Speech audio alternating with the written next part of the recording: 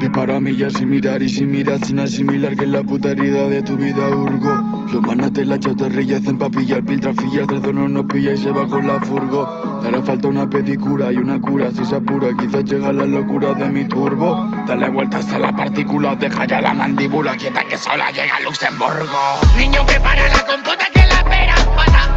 Pero vinimos a mejorarla. Pa' hablar por mi familia y tengo autoridad. Saben que no puedo pagarla. Si pones ritmo y los manos les toca cuatro patas.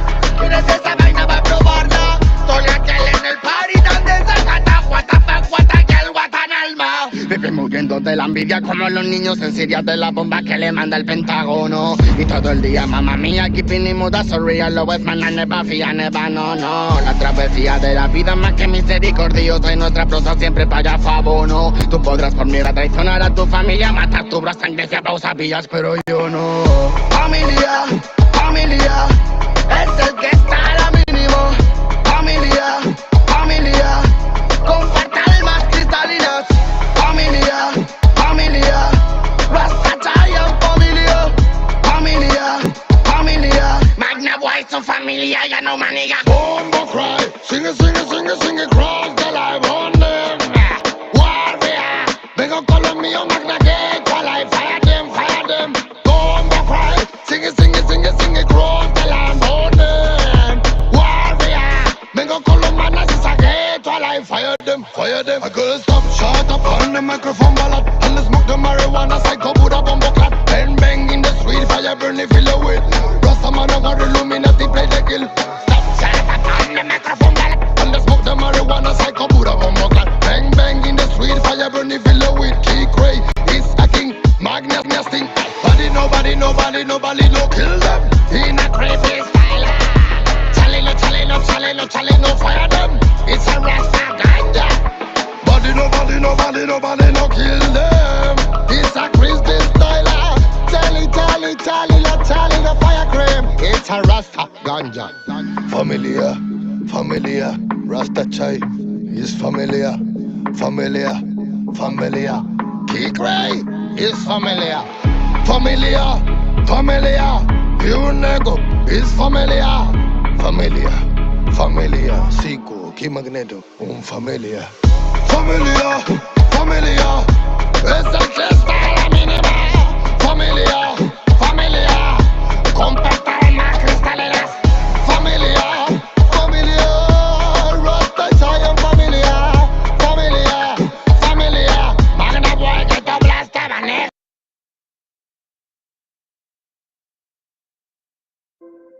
Copyright disclaimer. This content does not belong to Bible Chronicles or claim this intellectual property. The content provided today has and always will belong to the content owner. Bible Chronicles does not have any affiliation with the owner of this property. As mentioned, Bible Chronicles did not intend to make use of any material for the purpose of harvesting gain. However, Title 17 of United States copyright law states material in use can only be done when it's for theological or general educational purposes, and thus Bible Chronicles believes that this principal material falls under fair use, which honors protection under Section 107 of the same U.S. copyright law. Isaiah chapter 58 and verse 1. Cry aloud, spare not, lift up thy voice like a trumpet, and show my people their transgressions, and the house of Jacob their sins. Sí.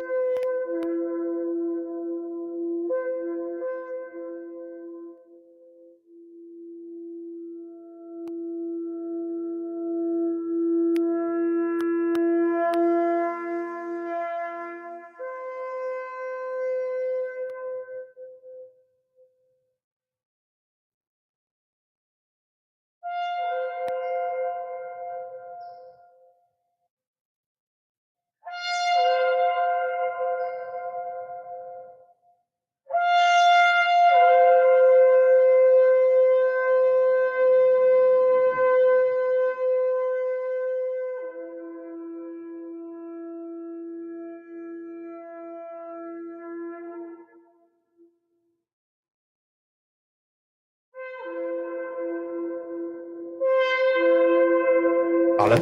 ¿Sí? ¿Te atreverías? Ahí está. ¡Venga! ¡Es original! ¡Kimba! Y yo, bueno, ¿quieres de mí? Todo para ti. Ay, baby, original y originini.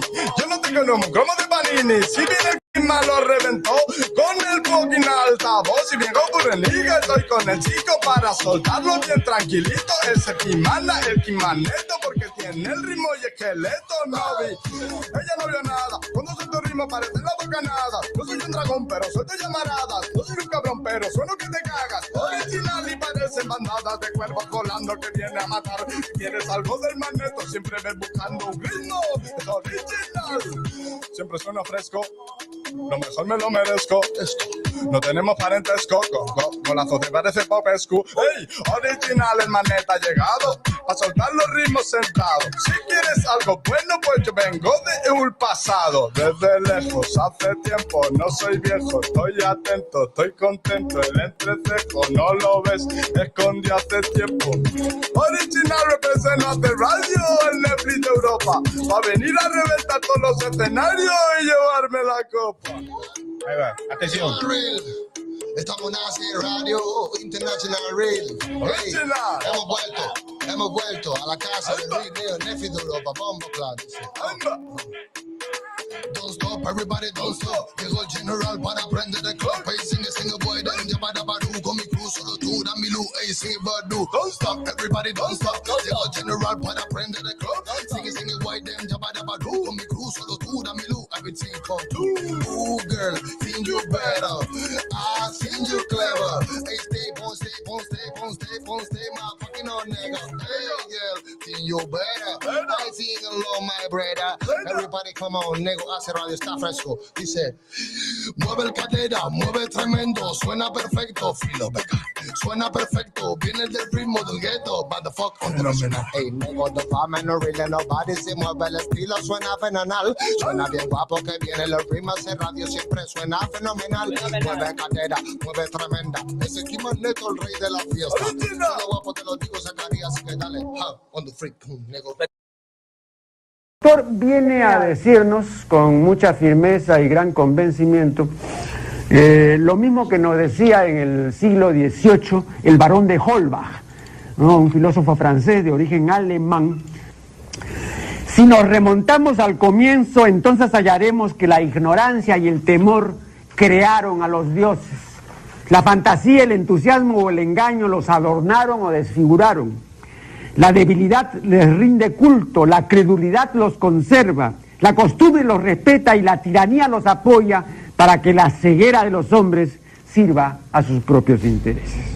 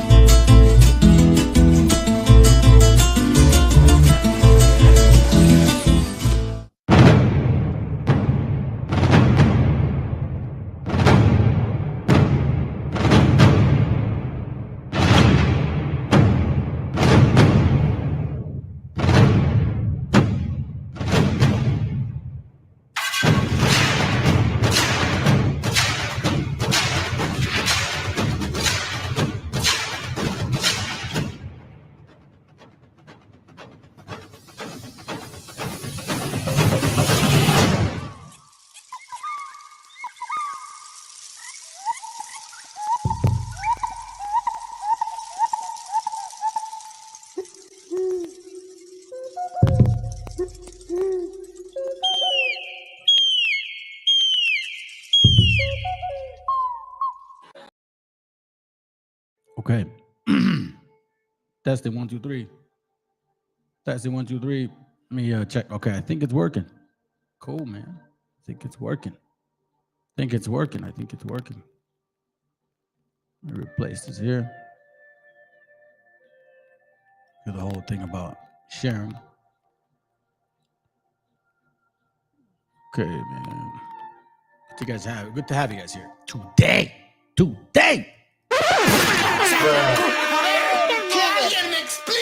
For some of you, it's Friday, and you know what I mean by that. Some of y'all, it's Monday. I mean, like you got to start working or whatever. Anyways, good evening, good afternoon, good morning.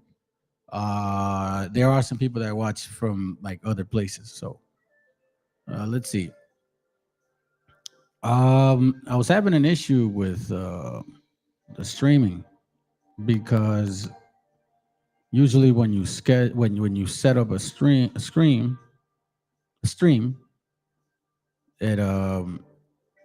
it just shows up on the back end on YouTube, which then gives you guys a heads up that there's going to be a live coming up.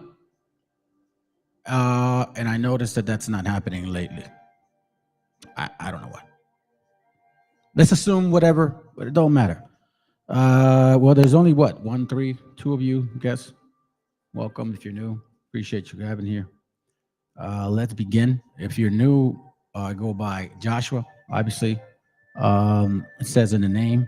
It's actually Yoshia Yahoo, in case you guys don't know. But in this channel, what we do is we debunk funk. Okay, we debunk funk. And we tell wabos and dumbass 12 tribe chart pushers. Fuck that puto. Fuck that puto. And anything that has to do with supposedly teaching that certain people are our people, I say. And in case some of y'all don't know, this channel is about our home thing. And I mean all this content. And when I say that, Mexicas, you know what I'm saying? Taino brothers included. If I had one of them that said "Viva Tainos cabrones," bro, I'd be playing that shit too. You know what I mean? So if not, you know, obviously, yeah, there you go, bro. Appreciate it, man. All right, Shalom, Ishi, Yahoo. That's Israel, and Yahoo is the Father. So we belong to the Father. That's what it technically means. All right. I got something interesting for you guys today. So you know how I roll. Let me minimize myself because I don't know, man. Other people like to show their face more often and shit, and it's like right in front of everybody. You know what I mean? But I don't know if it's even makes even sense. Anyway, so there's a few of y'all. Let's get going, man. Let's get going. All right. So I got a bone to pick. Got the bone to pick. Somebody explain this to me. Explain this to me. Okay? Because I think a lot of us, and I have a book which it just came into my mind, so I'm not going to get it. I usually spend or waste time looking for shit like that. I got a book, and I believe it's called Keeping the Bloodline Pure, right? And in that book, it actually explains how it is very difficult for someone like myself to prove that I'm a native, right? Like extreme difficulty. But for someone with 1/8 of African, so-called, or even the phenotype, they're already labeled African. You know what I'm saying? Why do I say that? Because this is the argument that we're having right now. This is the actual argument that we're having right fucking now. Let's not lie. We got people that claim to be of this land, of this continent, who are I mean, okay, let's put it this way, family. Hey, let me say this right now. I'm going to say this right now. What nation of people, 2 nations in the entire world that claim to be somebody else, even though they look just like those people? So, for example, Khazars, so-called Jews, right? They claim not to be white, but they look just like gringos.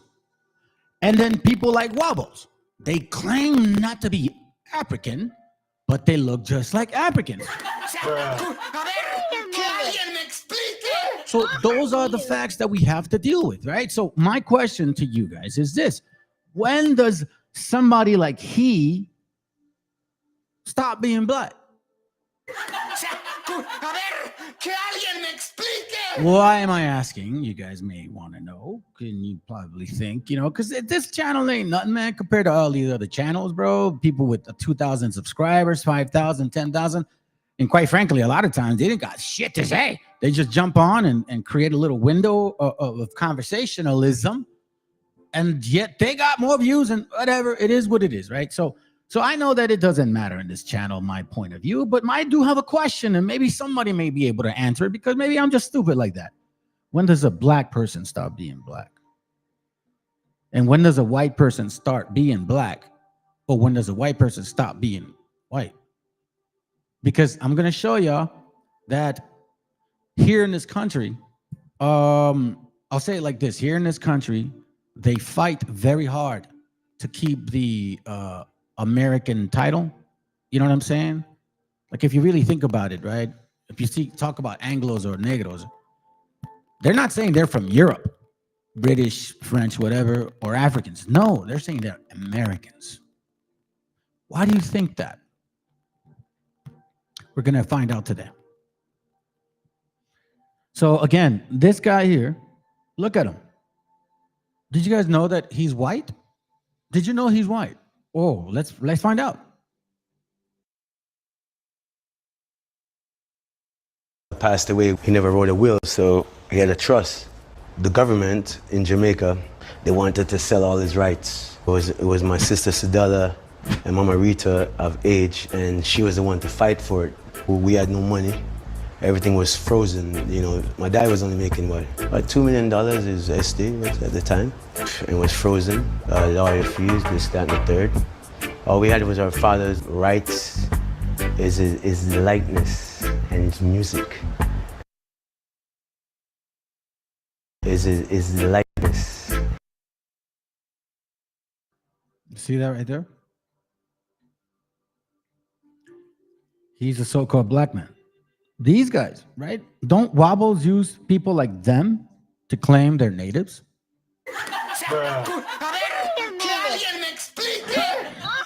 And we keep telling you guys that you are a mixture of variety. But apparently, no. So this man, right? His father's, well, grandfather's Bob Marley, I believe. But Bob Marley's father was a white guy.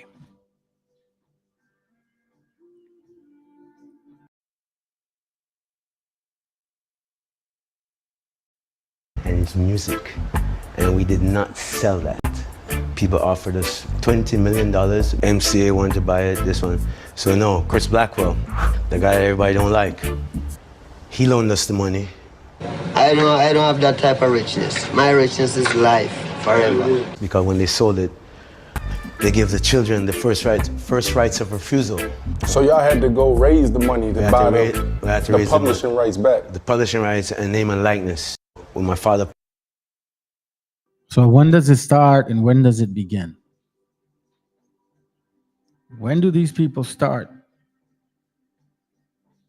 If it wasn't because we have historical, videos and shit, they would say they're wobbles, right? You know what I mean? Look at him. He's no different than the guy he's interviewing. What about Tank Davis? What about so-called, what's his name? Taserface? Tazariak? So-called? Yeah. So then when do they start being black or stop being black? So again, I'm showing you this because this is wobbleism at its fullest advantage. Because apparently you all don't realize now that you guys are you're white now. You're white. You're white people with woolly hair. But you know what? What do I know? Right? What the fuck do I know? Hey, appreciate you, Watakuya. And you know what, man? It's funny, man, because lately I've been seeing the views like live shorter. And now that I'm noticing that YouTube is not letting you guys know that I'm going to go live. Yeah, whatever. You know what? It don't matter, bro. This is actually for my well-being. I mean, as much as yours. I'm going to show y'all what I find. And if you get it, you get it. If you don't, you don't. Maybe it's not for everybody. And, I really, and again, this is something that I showed y'all before, and I want to show you again because, it's important that we touch on this. But look, this is an old video, right? And I really think about and I said this before 2 years ago, that these wobbles and BHIs were going to turn on our gente, right? They were going to turn on our gente, and they're going to start saying these particular things. The problem with our so-called native brothers, right?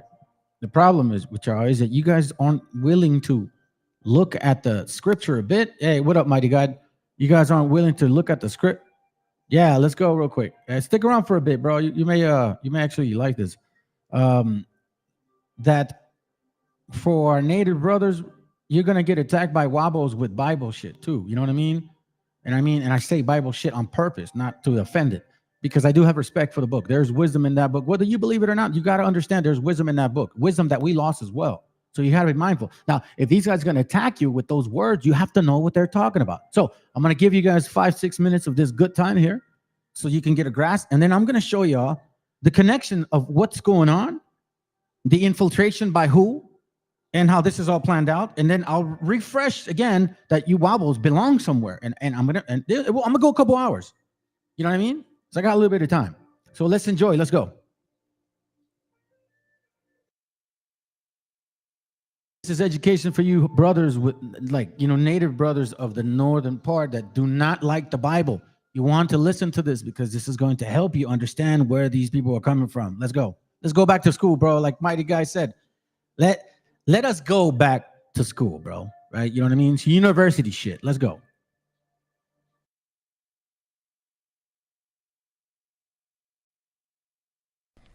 Exactly what's going on is that you have two schools of thought. You have an Abocentric thought, which is we are the original Indians, black people are the original Indians. Then you got the Afrocentric thought process, which is black people came here. That's where you get the Olmeca. We were the Olmeca. We started your civilization. We built the pyramids. So there's two kind of quacky thoughts of the same type of process, but for an understanding, it's getting popular, as you said originally, and they're harassing actual natives on other social media platforms, like even TikTok. So there's a request here going on saying you have yet to disprove that original inhabitants of the Americas were black-skinned aboriginals. Okay.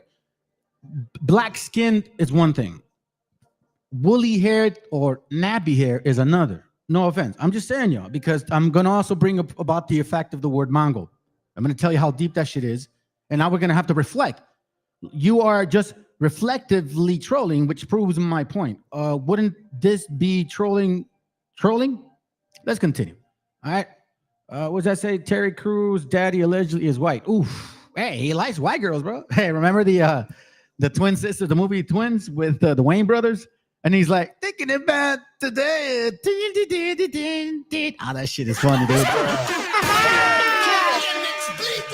Oh, that's beautiful, bro. Hey, like I said, man, listen, bro. We're going to have to reflect today. We're going to have to really reflect.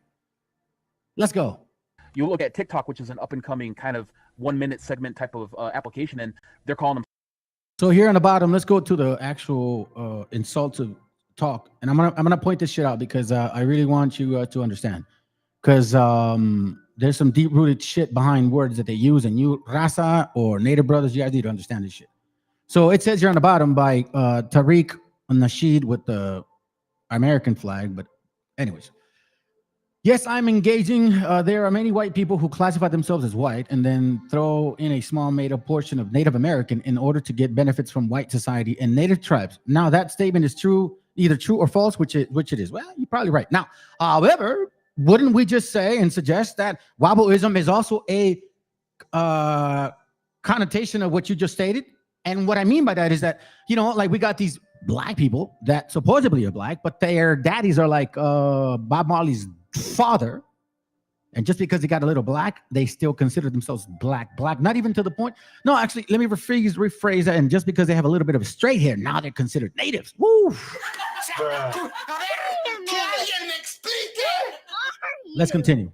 $5 Indians, and you're not the real Indian. So this harassment is going on with authentic natives against people who believe this stuff. I'm out of Santa Fe, New Mexico. I'm of both indigenous heritage from Mexico and from the Southwest. And I became involved in this type of topic about 5 or 6 years ago on social media, just experiencing these wild claims by African Americans that they were unsettling because the claims were basically erasing our indigenous heritage.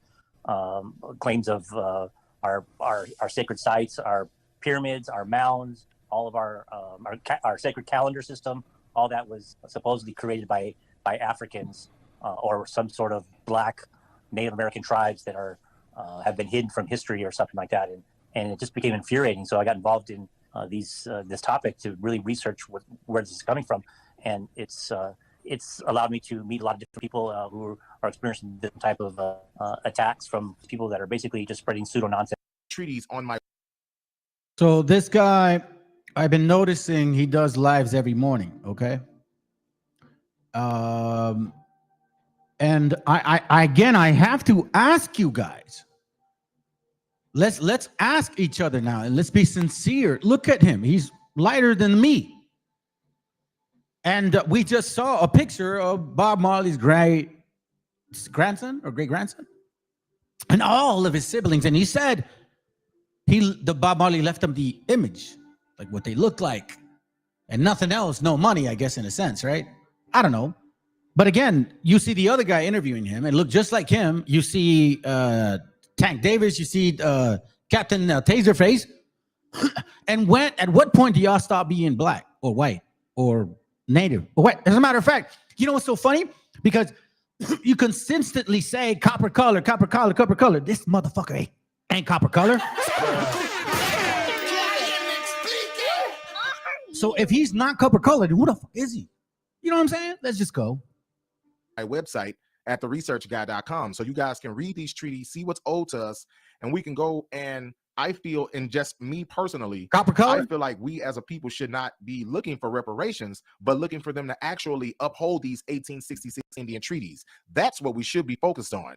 So in July 19th, 1866, we know the U.S.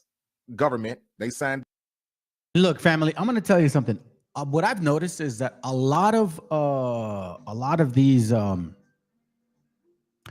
so-called scholars, okay, a lot of these so-called scholars are lighter than me, skin-wise. You have to wonder why. Most of them, other than Marcus Garvey, because he was a Pan-Africanist teaching that concept as well. And I'm going to show you their connection with the Bolsheviks as well. Oh, this goes deep, man. This goes deep. This goes deep, like real. Matter of fact, it goes back to 1890 deep type of shit. You know what I mean? Oh, hold on. Let me just say.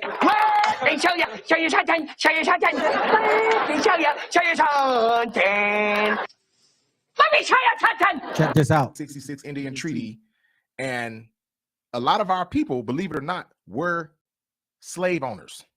Yeah, I know that's on.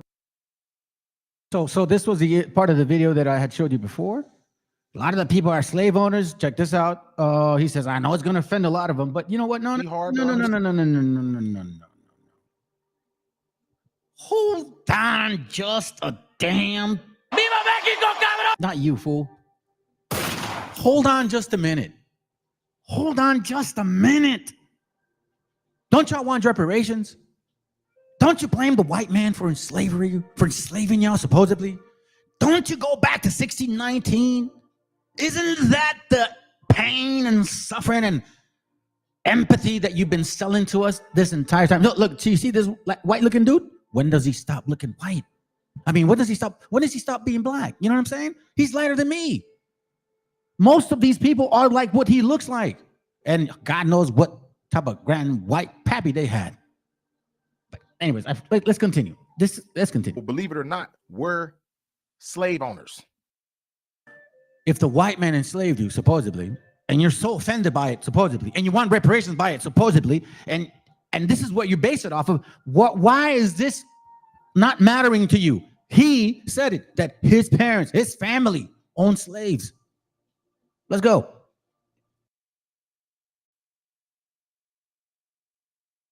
Yeah, I know that's going to be hard to understand, and it's going to be hard for people to take in, but a lot of our own people owned slaves. Yes, they did, because my grandfather, I can show you records on my grandfather. He had them. So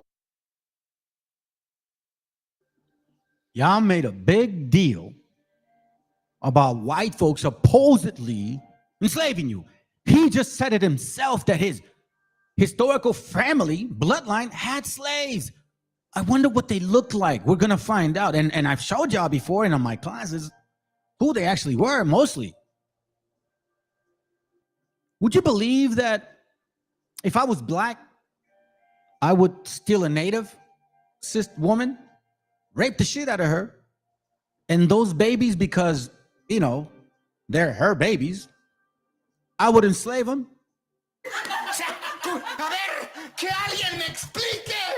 Because that's actually what happened.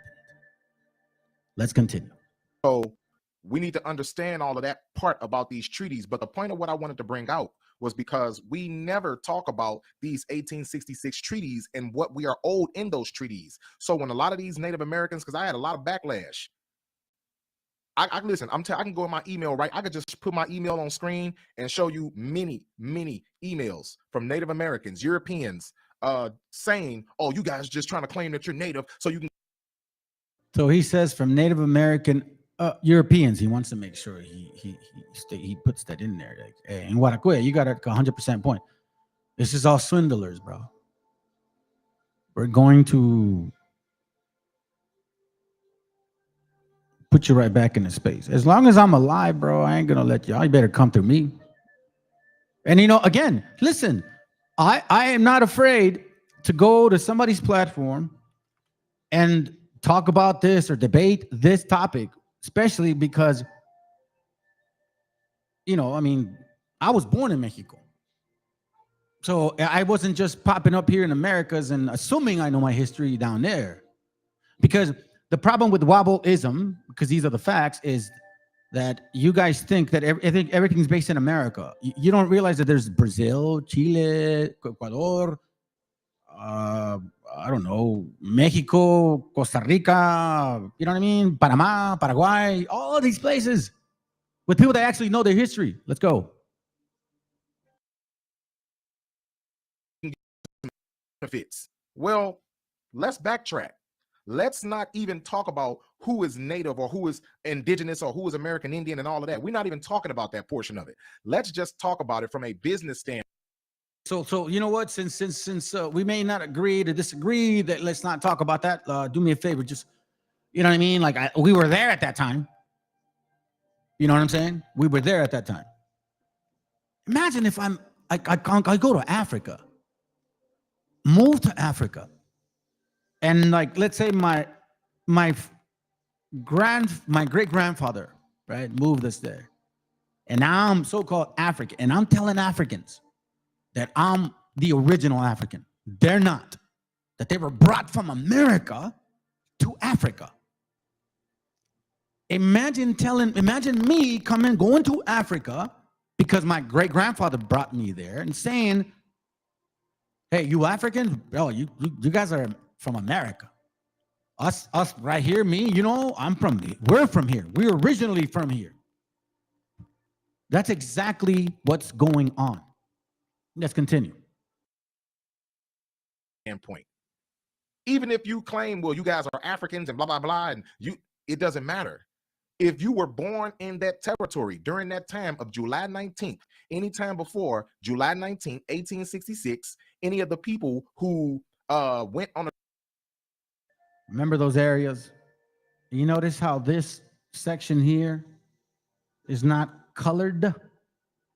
You know, because that's part of the 13 colonies, by the way.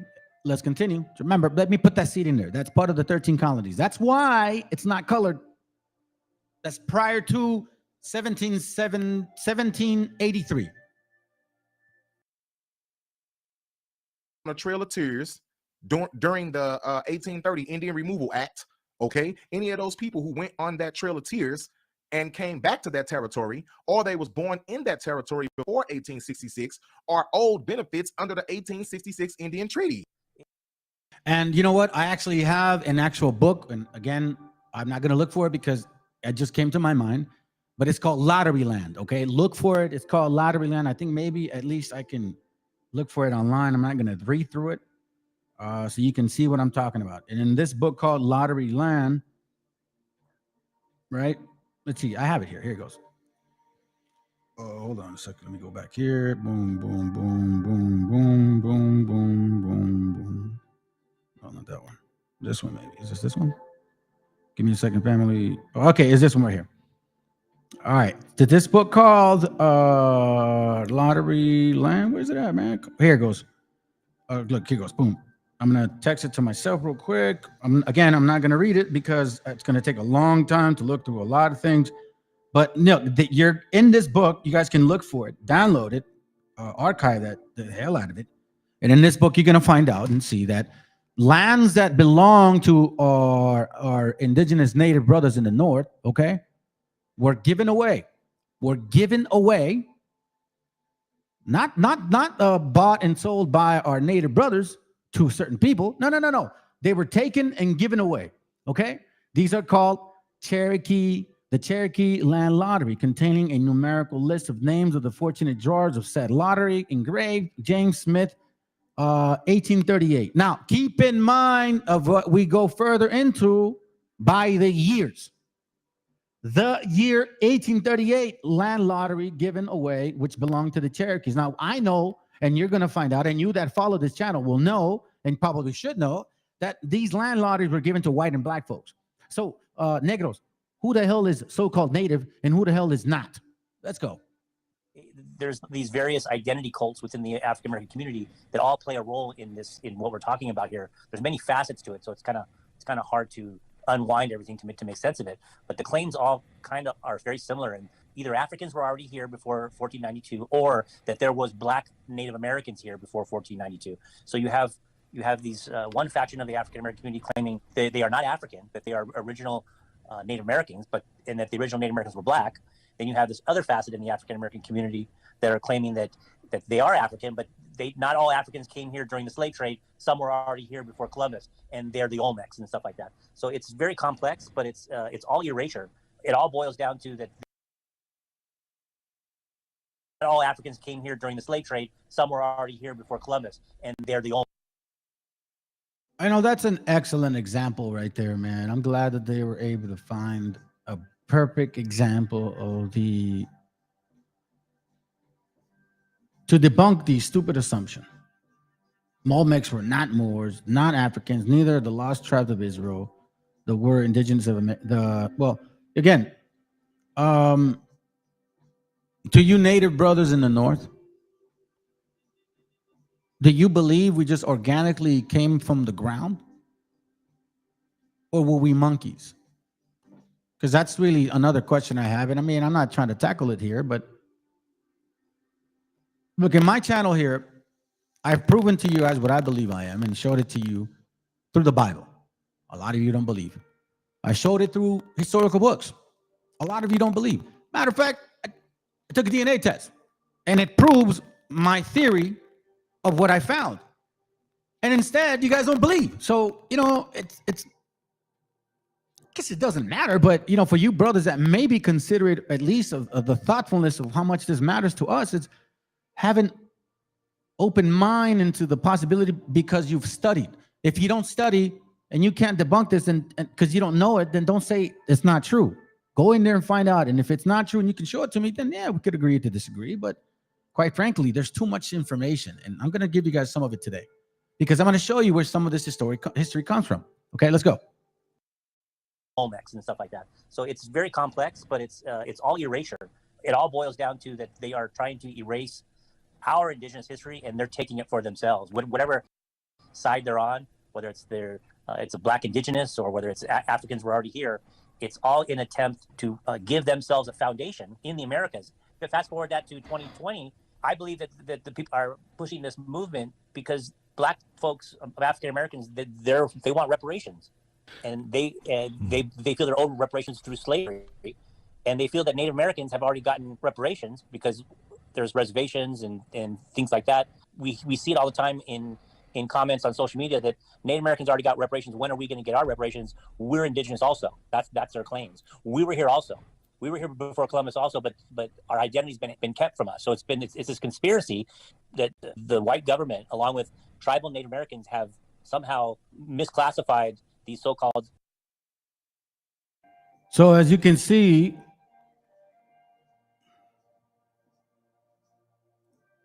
anyways, I wanted to bring up that point because let me show you guys something real quick.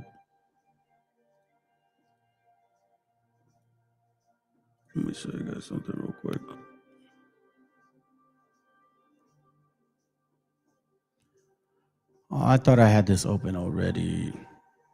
Give me a second.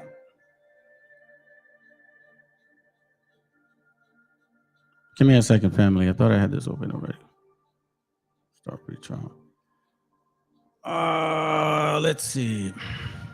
Don't tell me it's not gonna let me log on. Hold on, let's see if I can get it another way. I'm gonna show you a link on a page that I have.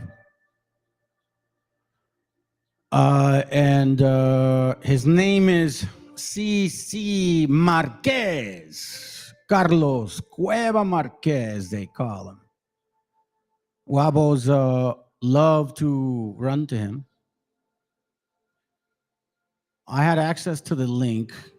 Apparently, it's asking me now for a password. And I don't know why. Let me see if I can open it. That sucks. Hopefully, it doesn't ask me again. Because it's from an article. Well, if it doesn't let me open it, let me at least show you guys here. I had found it here in this page that we have. Okay. Newspaper article from 1935. It's really no big deal.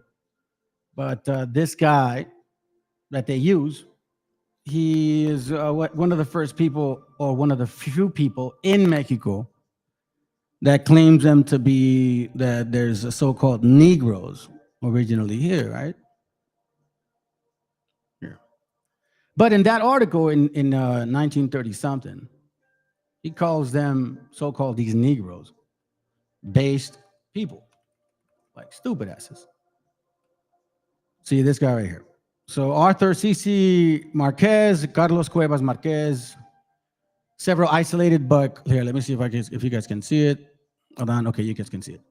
Several isolated but concordant facts permit the conjecture. Conjecture, what does it mean?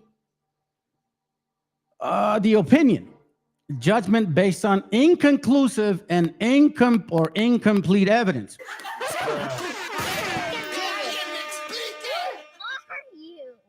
Anyways, so this guy, they use them, right? So conjecture that before the information and development of the three great ethnographic groups, a great part of America was occupied by Negroid type, right?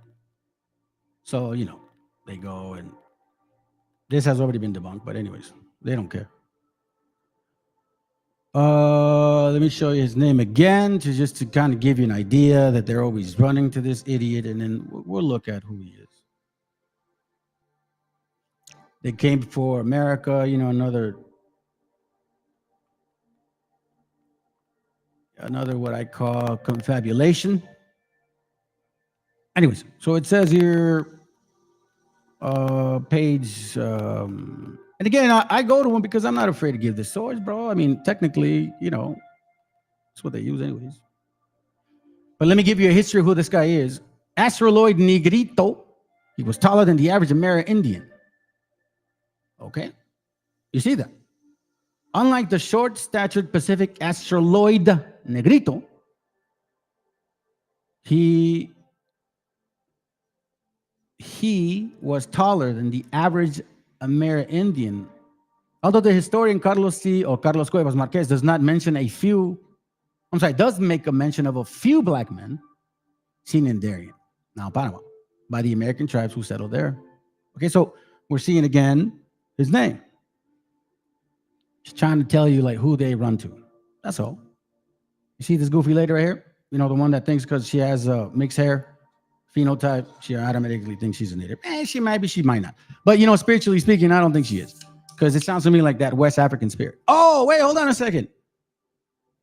Oh, look at this right here. You tried to make his nose as white as possible. Your people look Mongolian and Spanish mixed together, so you believe white men brought everybody over here? That's crazier than every... No, actually, I don't. I don't believe white men. I think Negros like you and white people together. And by the way, I'm going to explain to you what that word Mongolian means, so hopefully this will educate you, and then maybe you may actually make some sense out of it, because You guys get all offended over certain words and shit. So I want to kind of remind you what the fuck that means. Okay, because if you think you're going to come here and debunk, the link is right there. If you got proof, you show me with the Bible too that you guys are the people. African Americans not from Africa. Yeshua will fix everything. There you go. You see, there you go what I mean, family. This is what I mean. This is what I'm talking about. I told you that Wobbles were going to start merging the Bible because BHI has given these idiots that type of plethora. They really have, because that's their doctrine. See, this is what you Rasa don't understand. BHI say that you came out of the nutsacks of the black man. Okay, that's what they say. Matter of fact, since we're on it, let's go to it now, man. You know what? This is why I always say, bro, that this. You guys want to pick the Bible apart with me, bro? Psh, bro, I was looking forward to that day coming, because I'm gonna tell you something right now. You wobbles have no idea, and I don't think none of y'all can actually hit the link and debate me on Bible, historical books, proving who we are in books in English and in Spanish as well, plus other things too. So I thank you for bringing up that stupid comment. Yeshua's gonna fix everything. Yeshua's gonna fix everything. Is he really, bro? And you said this right here, right? You said this right here. Okay. We're gonna get in the Bible real quick. We're gonna get in the Bible real quick. So let me just not forget my point. Let me not forget my point, because again, I'm gonna slowly slice this down real quick. So this is who they are referencing. Okay. So here we see Marquez again. You see that Marquez again. The Marquez guy. Carlos Cueva Marquez, an anthropologist, botanist, military general, historian, said the Negro type is seen in the most ancient Mexican culture. The Negros figure frequently in the most remote traditions of some American pueblos. It is to this race doubtlessly belongs to the most ancient skeletons distinctive from the red American race. So I'm confused now, because you wobbles always say that you guys are red.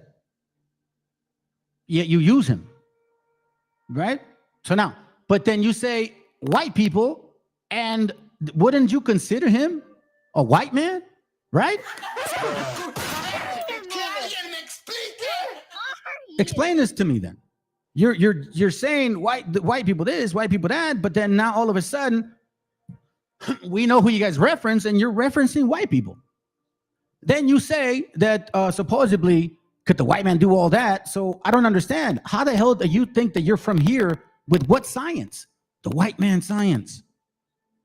That's white man science. So now, let me educate you on something extremely important, and I think Raza needs to understand this, okay? So when negros who tend to lean towards the Mayate style, and you guys know what that word means now, okay? When these negros call you Mongolians or Mongols, I need you to understand what that word means, okay? I need you to understand what that word means, because they make it, I don't know if they do it ignorantly. I don't think so, okay? How do you spell this shit?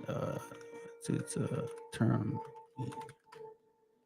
I don't know if they know what that means. I think they do it on purpose, to be honest, and act stupid like they don't know what the fuck it means. But I'm gonna tell you something right now. This is for all you so-called black folks that consider yourselves natives.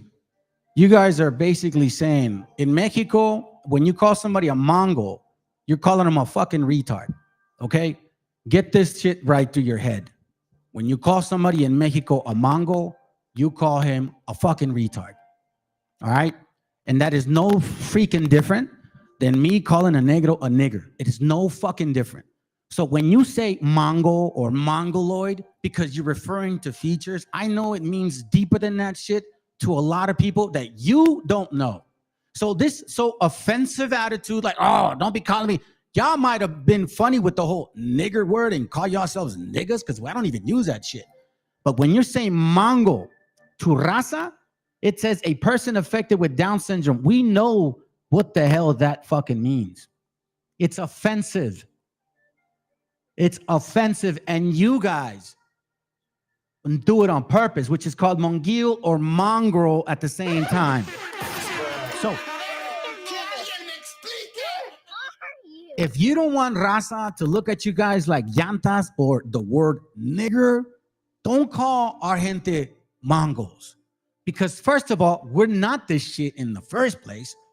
If we were, we would have the same dietary laws governed by our nature, which by the way, I have to ask, if you guys are originally from these lands, how come you wobbles do not have cilantro as your diet, masa as your diet? How come you don't know how to make tamales? How come you don't even eat the most delicious fruit that hangs on a tree? That is in the Bible as well, in Enoch. Tamarindo. You don't know how to cook it. You don't know how to bake it. You don't even know how to make a drink out of it, let alone even know what the hell it is to peel the outer skin of it. Now you're going to sit here and tell me that you guys are the originals? Okay, so if you were here and the Spaniards came and we helped them, because we're going to see some videos, how come y'all don't know Spanish up in the north? Because, you know, the 13 colonies was the British. The rest of the colonies were Spaniards. How come you don't know Spanish up here? What the hell is going on with y'all? Isaiah chapter 50. Shut up. To me, it baffles my mind. But you know what? As we go further along, we're going to tackle this because I really need to bring this to y'all's attention. Raza, I'm telling you right now, do not let this shit slip you by. When they're calling you Mongol or Mongolian, they ain't trying to connect you to saying, oh, you guys look like those. No, they're saying that you guys are fucking retarded. That's what they're saying. Okay? So again, this goes to you wobbles. Stop calling raza Mongols. We're not. Because by you calling raza Mongol, you're calling them a nigger. That's what you're doing. And I want it to be live so everybody can hear it. So everybody knows. What's up, bro? Let me see real quick. My father told me he saw a live of some wobble talking about they lost their diet because they lost everything. Like real. Wait. Hey, I think your dad will like this, bro. Bro, come on, bro. Like, Fuck that puto. Fuck that puto. Hey, listen, historically speaking, our books, history, I got historical books that show that our gente, our native brothers were eating grasshoppers even back then. Who, till this day, eat grasshoppers? In America, in the northern part, that is black. That's right. None of y'all, but who does? We do. We still do. So I just don't understand why y'all, you really want to go there, bro? Listen, man, like I've said it before, this is a whole concept of confabulation. So now let's tackle this video because look, brothers, native brothers in the north, I'm telling you right now that they're going to attack you this way. So you better start reading this Bible because we're going to tackle this Bible. We're about to show the ignorance of these people. Check this out. So I got this, and I had seen this video like a year and a half ago. I didn't take off anything different. I just moved pieces around because the way he put it together was like all over the place. And I also recorded it and I was forwarding and backwarding, so I messed up too. But anyways, in this video, we're going to see what these guys actually believe. Here, let me go back real quick, man. My bad, man. I sometimes forget that shit. My bad. Where's he at? Hold on, let me go back. So, so we started with this guy. African Americans not from Africa. Yeshua will fix everything. Yeshua. Matter of fact, Yeshua is a girl's name. Did you know that? Yeah, he's not called Yeshua. Okay. And if you want to bring Bible, then you know what I mean. Let's go. We're gonna go there. Light skins are called. The hanger around the forward picture shows the real non-whitewashed natives are very dark skinned. Mexican natives are slaves, were enslaved. Mexican natives are slaves, were enslaved. Real non-white washed are very dark. I think I understand what you said, bro. I don't know what you mean. My bad. You can retype it again. Didn't even see that comment. Oh, yeah. Didn't see that comment. Of course, that's why they want to claim our shit. Oh, wait, I'm going to show you a really deep, heavy book of why they want to claim it. Our people are dead sleep. Yeah, they do, bro. They have no idea what the hell. Peso Pluma collaborating with Snoop Dogg, talking shit about Uncle Snoop. Penecos, wake up. They want your heritage and your cultura and your culture, and you're over there having business with them. Hey, straight up, bro. And you know what's funny that he brings up the Bible, because the Bible actually says to, only deal with your own gente. Good point. His name ain't even that, bro. You know what I'm saying? Not even that. Let's see. Kevin Gates made a video talking about his wide nose proves the Indians of America were black. Oh, yeah. These wobbles claim they were everybody except, yeah, that's true. They claim they're Asians, too. Here, I'll come back to that. Let's see. They show one stone with the Olmec head, but don't show the rest of his image. Like if y'all looked one way. Rasa comes in all shapes and features. Yep, they do. Down syndrome. Yeah, that's right. That's right, bro. Yeah, that's what the fuck they're calling us. Yep. Fucking idiots, bro. Like retarded ass people. That they don't realize our gente, or at least people in the north part, don't really understand what the hell they're actually saying. They think, oh, Mongolians are like saying we're not Asian. No, bro, they're actually insulting y'all. It's like me calling a negro like, nigger, like with like fucking hateful shit, like, hey, fucking nigger. Like, oh, those niggers, because that's really what it means. I know they may look. I think some of them are naive to the meaning, but I think people like the dude that just posted the shit here, he knows what's up. Yeah, African, Negro, European mix. Yep, I got that right, mighty guy. Yep. Let me see. Let me kind of get to it real quick. You guys can keep going. All right. So let's watch this video again. Listen, brothers from the north part. I know you don't like the Bible, but you're going to have to listen to it. You're going to have to learn it now, because they're going to name y'all things that you probably don't know what the hell they're talking about. And if you don't know how to answer it, they'll take your spirit away. Let's go. We have enough evidence to support the idea that biblical events took place in the Americas. We also have enough evidence to support the fact that the powers that be have changed times, names, and locations to fit their personal. All right, listen, I'm going to run to the bathroom. In the meantime, watch the video, okay? I'll probably be back like halfway through, which is, I guess, 2.5 minutes, maybe 3. And then I got to change the camera, right? So I might let it play all the whole entire time. But remember, I may come back to it, okay? So just keep in mind, because I think we need to break it down. Matter of fact, let me let it play, and then I'll play it again, and we'll break it down, okay? Let's go. We have enough evidence to support the idea that biblical events took place in the Americas. We also have enough evidence to support the fact that the powers that be have changed times, names, and locations to fit their personal and political agendas. We believe that ancient Mesopotamian cultures can be found in the Americas, in Mexico in particular.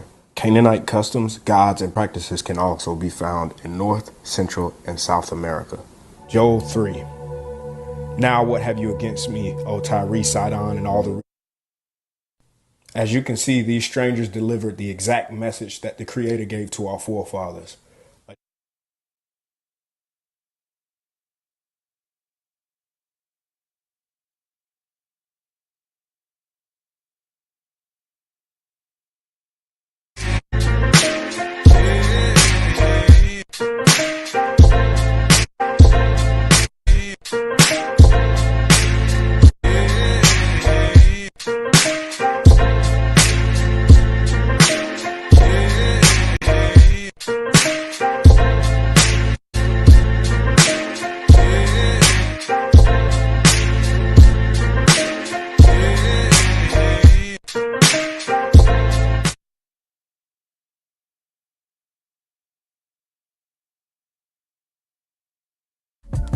Cultural diffusion and intermixing among the Amerindian populations with Europeans created the modern Mexican identity, which is a mixture of regional, indigenous, and European cultures that developed into a national culture during the Spanish period.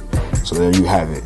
Mexican is a created race, and these people did not exist in Mexico before the arrival of Spanish.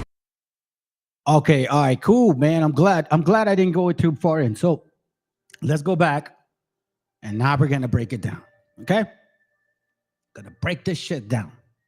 And we're going to use Bible because they're claiming you Bible. So let's go.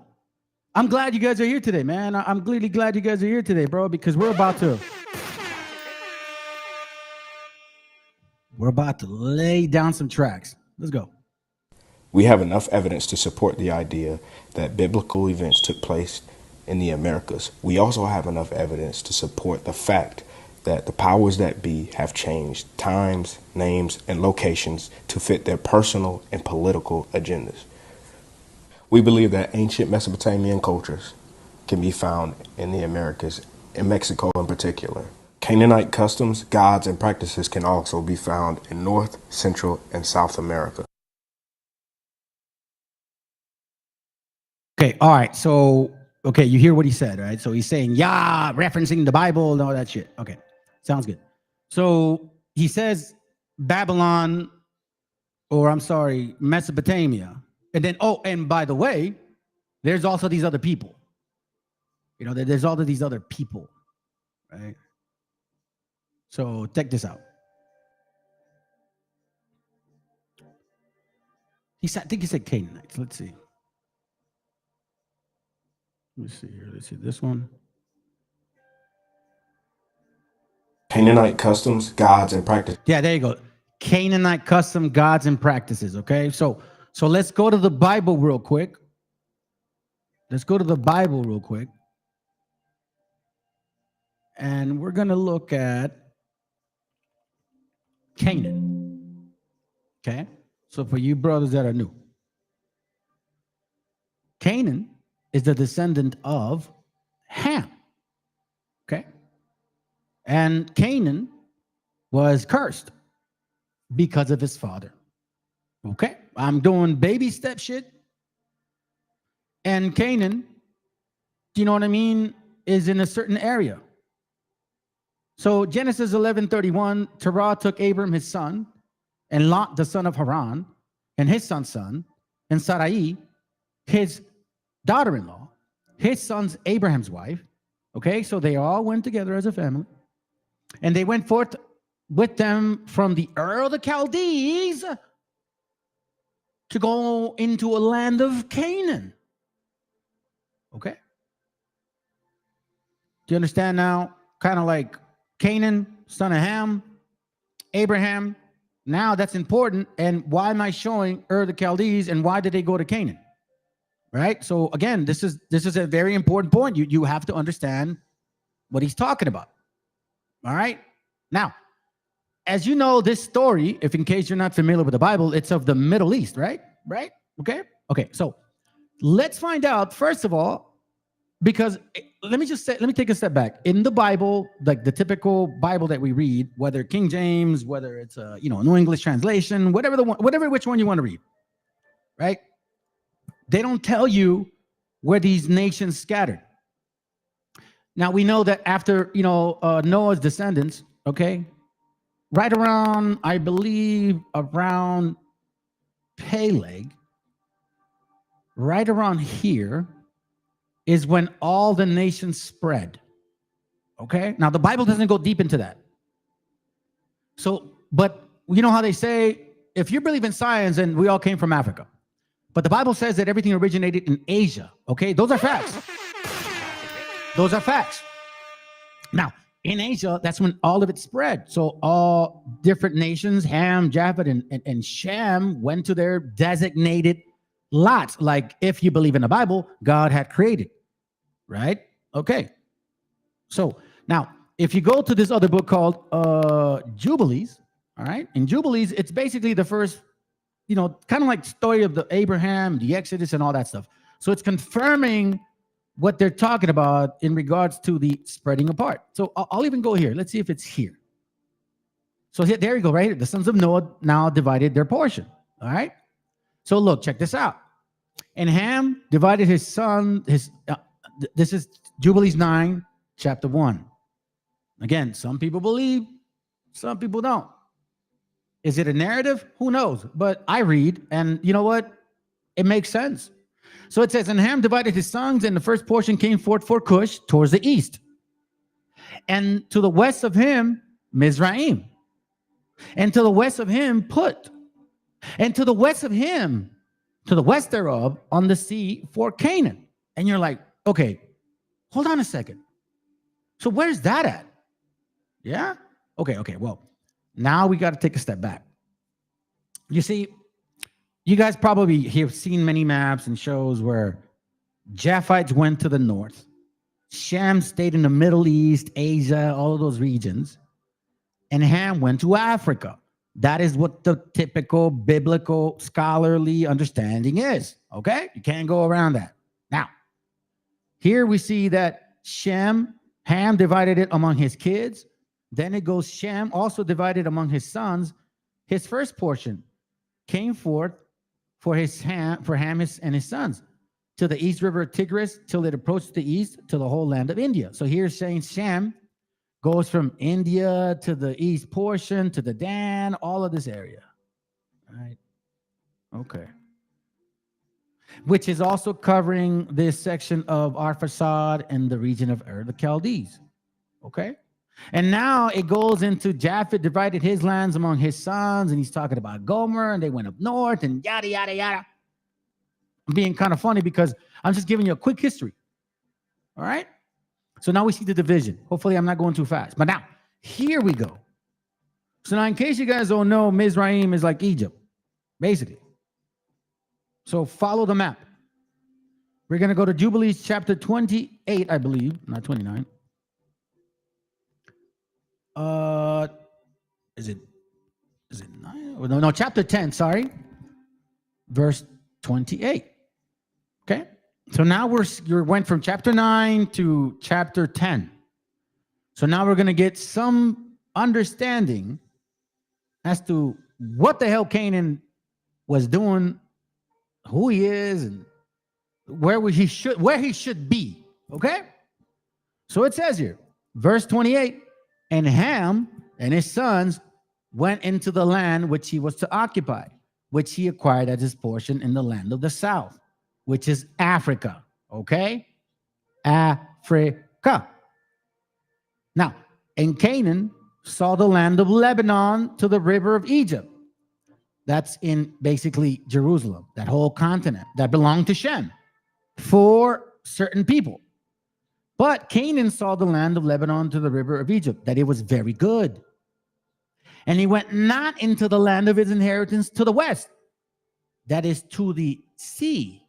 So now you're probably wondering, well, where the hell is that? Okay, well, we're going to get to it. And he dwelt in the land of Lebanon, and he dwelt in the land of Lebanon, eastward and westward, from the border of Jordan and from the border of the sea. So now we see why. Now, remember Abraham, right? Abraham went to the land here. Terah took Abraham and his wife, right? And he left the Ur of the Chaldees in Genesis 11:31, and they went into the land of Canaan. Okay, well, that land is called Canaan because Canaanites, the real Canaanites, went to a land they didn't belong to them. Does that sound somewhat familiar? So this land didn't belong to them. So what happened? And Ham and his father, Cush and Mizraim, his brothers, said to him, you have settled in a land which is not yours, and which did not fall to us by lot. Do not do so, for if you do so, you and your sons will fall in the land and be a curse through sedition. For by sedition you have settled, and by sedition will your children fall, and you shall be rooted out forever. Okay? So now, you're like, wait a minute. So Canaan went to a land that didn't belong to them, like somebody else's heritage, and claimed it to be theirs. Yes, that's true. Okay, so we got that in place. So now that we know that he's somewhere with Cush and Mizraim, well, where are these places? Well, we know that Mizraim is Egypt. So let's just get a map real quick. Map of Africa, please. So we see here a map of Africa. Okay, let's just go to, come on, something basic. Come on. There you go. Okay, so like, stop it. No, it's not good. So what he's saying is here, Mizraim, okay, is Egypt. Okay? Mizraim, Egypt. So let's go back to chapter 9. Sorry, I don't mean to cut back. I just want to give you guys a good understanding. So it says here, Ham divided his among his sons. The first portion came forth for Cush towards the east. So if you believe in the Bible, then you know that God is not a author of confusion, and God does not change. So what God gave y'all is for y'all, or you all, right? So then God gave Ham his portion after the division and said, you go here and give it to your kids. If you believe in the Bible, and I believe y'all do because you're saying Yah and Yeshua. So I'm thinking you believe in the Bible, right? Okay, don't run away from it now, because I'm going to bring you in slowly. Then it says, and his portion came forth for Cush towards the east, and west of him for Mizraim, and to the west of him Put, and to the west of him Canaan. So you see here the map. Mizraim, Put, Canaan. Mizraim, Put, and then Canaan in West Africa, okay? Nowhere else. But you guys didn't care. Instead of going to West Africa, right? You stayed here. Here, see if I get that one. Instead of going to West Africa, where you belong, right? Because here it says here, this is Mizraim right here. Look, I'm not lying, family. This is why you have to read and thoroughly dissect before you want to claim anything or debunk anything. Ham divided his portion. Cush, Mizraim, Put, and Canaan. Cush, Mizraim, Put, and Canaan. All of this belonged to them. All of this here. And Canaan belonged here. But Canaan, the West African, didn't listen. He said, no. No, hell no. I'm contraire, mon frère. Like somebody we know. We like it here, which is part of Shem. And now we are the Israelites. Or now we are the natives. You see, this is a very similar attitude that they have. But let's continue because I'm going to give you more. This can also be found in North, Central, and South America.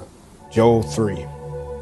Now what have you against me, O? So here, in case y'all don't know, he's using a prophetic so-called chapter in Joel 3, but he's talking about Tyre, Zidon, and Philistia.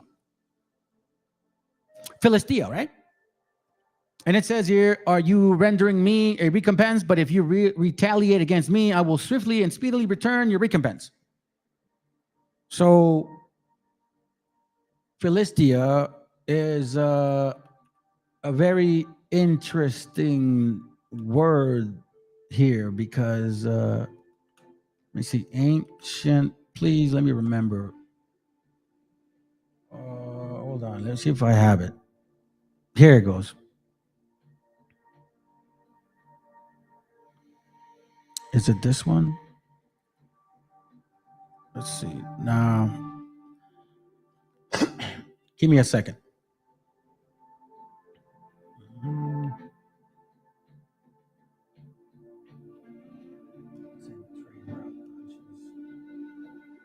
I have a map. I have a map that, matter of fact, Nate the Snake likes to use. And this map, he likes to use it. Well, not this one. Okay, this is part of that, right? But Nate the Snake likes to use this other map, and this one he claims that the Israelites are scattered all over the African continent, right? Let's see if I can get it. But in this map, which I actually find it interesting, is let me see, is this one? No, it's not it.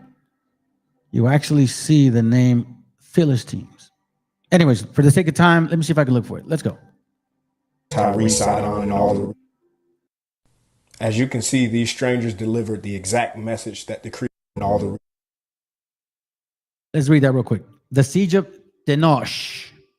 So he's, again, it's funny that you guys choose and pick words and slap them apart and you think you came up with some concept. But anyways, Tainos, this is the Canaanite Nahuatl. Nahuatl, or like some say Nahuatl. No, it's not correct. I have a brother that's been helping. Nahuatl or Nahuatl. Okay, way to say the word. Remove the T and you have Enoch, like Tinoch. Okay, the capital city of Moctezuma and the quote unquote Aztecs. So now he's relating us to the Canaanites because we speak Nahuatl. Let's go. As you can see, these strangers delivered the exact message that the Creator gave to our forefathers. So here, 16th century Spanish description of Aztecs. So he says, the people of this land are well made, rather tall, I guess, than short. They are swarthy, black as leopards. What the hell does that even mean? Black as leopards? I've never, in my entire time of reading these books, I've ever read that, by the way. Of good manners and gestures, for the greater part, very skillful, robust, and tireless, and at the same time, the most moderate men known, meaning modest, which I do not know. I never have seen that in your gente. They are very warlike and face death with greatest resolution. They could also grow beards, which is strange because Mongol, meaning you retard chichimecas, cannot. Mexicans can only grow beards because of the Spanish Caucasian gene. Well, this is kind of weird. So we supposedly we can only grow beards because of our white gene, but you motherfuckers can grow beards too. So is that because of your copper gene or white gene? I don't understand. You know, but anyways, let's continue. So we're getting a picture of it, right? Let's go.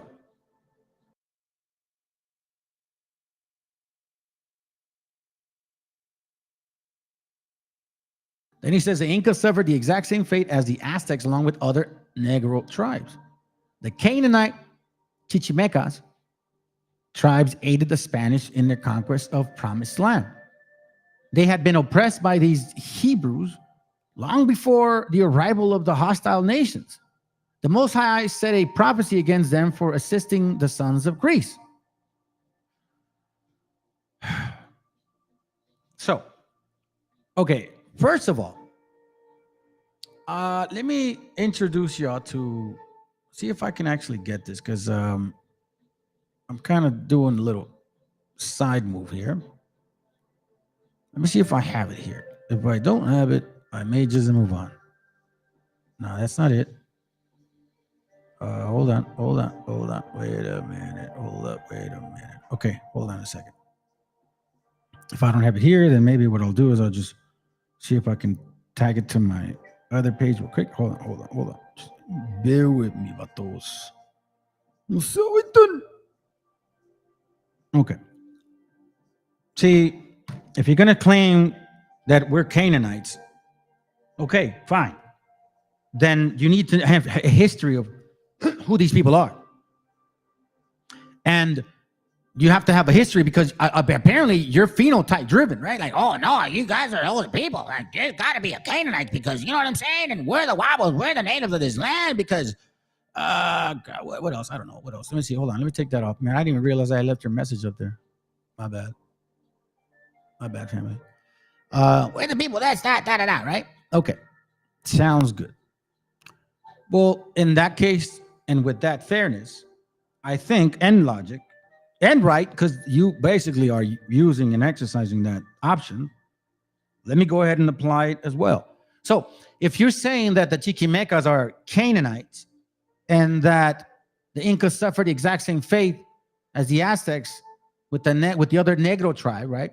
Because the Chichimecas, the Canaanites, you know, they helped the Spaniards conquer you guys, right? They had been oppressed by these Hebrews long before the arrival of these hostile nations, okay? The Most High has set a prophecy against them for assisting the sons of Greece. Okay? So he says. But you see, this is where it gets confusing because the Canaanites never met that I know of. Or did they? The sons of Greece. So let me present to you a very interesting book. A very, very interesting book. Okay. It's called, here you go. Let me present it to you. It's called, let's see, as you can see, it's scanned through. It's called, Phoenician Ireland. Okay. Phoenician Ireland. All right. First of all, it says Dr. Joacomi Laurentino, blah, blah, blah. Y'all can download it. Take a picture here. Let me go small. Take a picture of the book, please. Written or printed in 1833. Most of this material that I do read to y'all, family, most of it, about 90 to 85%, is all Ivy League shit. Okay? So I don't fake the funk on this. And I'm going to tell you this right now. I never went to college. I didn't even graduate, man. I wish I would have. I was a bottom barrel alcoholic, family. All of this stuff that occurred, why I know this, man, it's all because of our Creator. Not because I have any intent or somebody's paying me. Plus, I love our gente. I love our cultura, bro. I love being from where I'm from. I was born in Guadalajara, man. I knew nothing better but my people. So let's go to a particular page here. Because again, this is on the fly, to be honest. This one here. But I have some pictures that I want to show you. Let me see if I can actually get it. So you can see the relationship. If I can find it in here. Maybe it won't. So I don't think it'll pull it up. But in page 212, let me see. Let me try this one real quick. Okay, let's go to page 167. It ain't going to catch it. Go to page 167. Okay. Again, this book is in 1833, I believe. Oh, sorry, my bad. 167. You see, I don't use pictures and shit. I read. And then I show y'all what the hell's going on. All right. So if they want to claim that we are these people, well, then you got to answer to these questions. It says here that as the people themselves, whether Veneti or in Benici, they appear to me to have been a tribe of the Phoenicians and to have got this name from Kini, which imports a Sinian stock or from the land of Canaan. You're like, okay. So it says here that, and as the modern Cabo de Gata was called by the Phoenician settlers upon the Mediterranean coast of Spain. So now, if we are the Canaanites, what this theory is saying is that we were in Spain. So are you telling me the Chichimecas were in Spain? Is that believable? This is why when you start referencing or naming particular people or labeling others, you have to know who and what you're using. Because check this out, okay? If you're saying the Canaanites are Chichimecas, then you're saying us Hispanics are Africans from Africa. Right? So on page 173 of the same book, it says here, with Mani also signifies into whom the Phoenician worshipped as the god of calculation. That this custom prevailed also amongst the ancient Greeks and Romans. Are you saying the Chichimecas had communication with the ancient Greeks and Romans? And if that was the case, then how the hell do you oppress us? Anyways, let's continue. It says, thus, with the Romans, and we have numerous proofs in the geographical name of Spain. Thus, from Aphrodite, the Greek name of Venus, and Aphrodiosis, us or whatever, which means belonging to Venus. So you see how these Phoenicians, these Canaanites, like, what are you saying? What are you saying, Todd?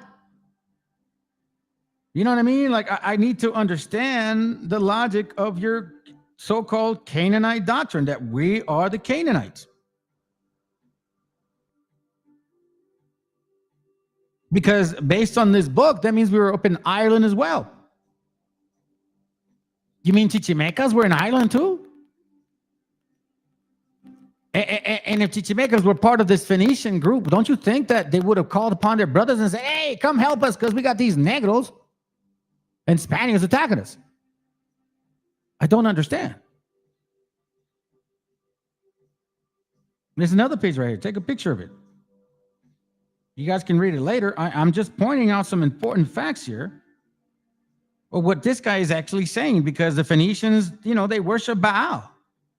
The Canaanites did worship Baal, and we know that Canaanites is actually a big topic here in this channel, to be quite frank with you, which is why, I wasn't thinking of, tackling these wobbles, but y'all started waking me up. Let's go to page 218, and then we'll move on. It says on the bottom,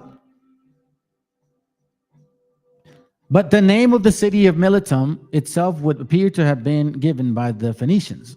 From Milet to escape the Libertad, or be liberated, which accords with the history of the first tribes of the Canaanites who had fled before the face of Joshua and the Israelites.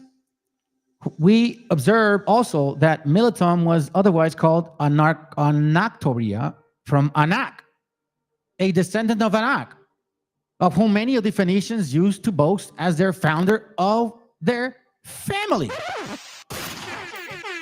So, in case you don't know, matter of fact, I think I even have it in this book. Let's see if we have it in this book. Let's see if we have it in this book.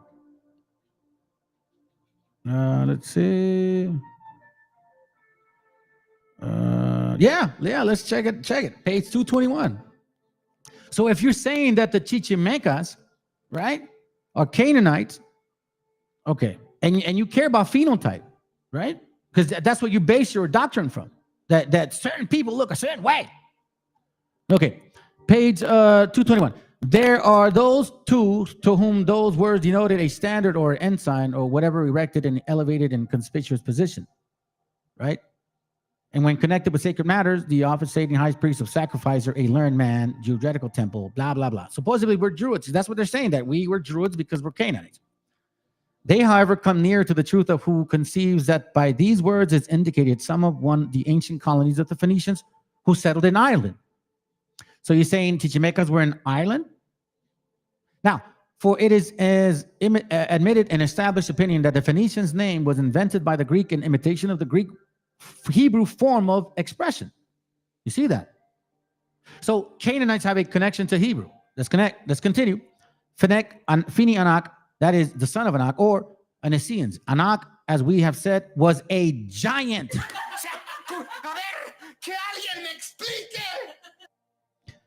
Here's why I think it's so funny, because let's continue watching this real quick, okay?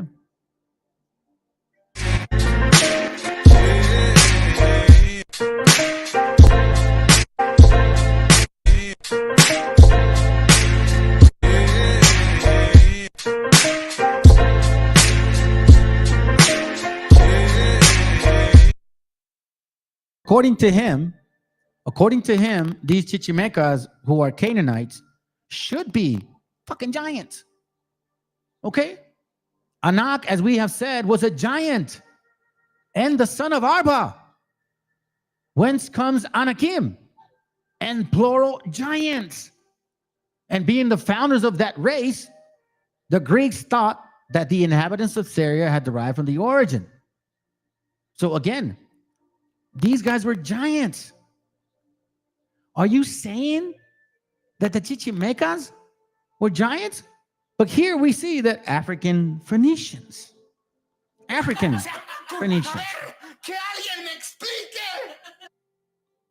Phoenicians. And check this out. This is why it's so confusing. Because you're saying,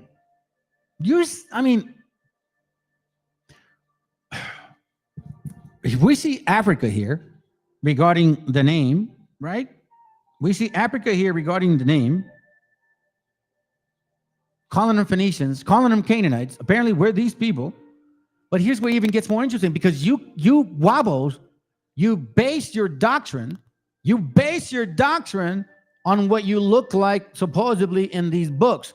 Well, then if that's the case, then I don't know what the hell to tell you, bro.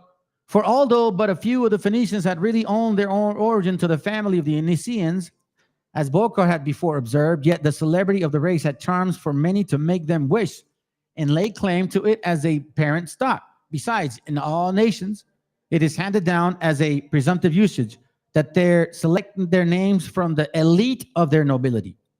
And amongst the Canaanites, no family could compete with this either in personal valor or collateral influence of splendid name. They were superhuman in strength.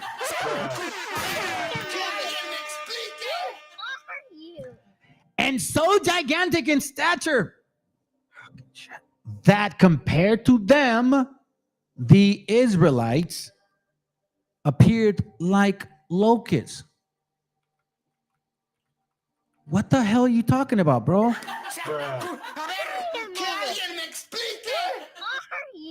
Who are you? Who the hell is the real giant? I've never seen a beaner this tall, bro. Never, ever. Look at that thing right there, bro. Look at that. That man makes him like that right there. He made him feel like locusts.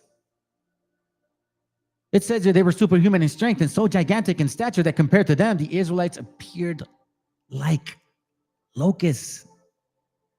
Locusts. Look at this. Are you telling me who the real Canaanites can be? Or are you ignoring that these Chichimecas, which you claim are Canaanites, somehow mixed with the Spaniards and created this right here? Well, I've noticed that when Canaanites look like that, not like that, they look like you, they come out different. So, but I digress. Let's continue.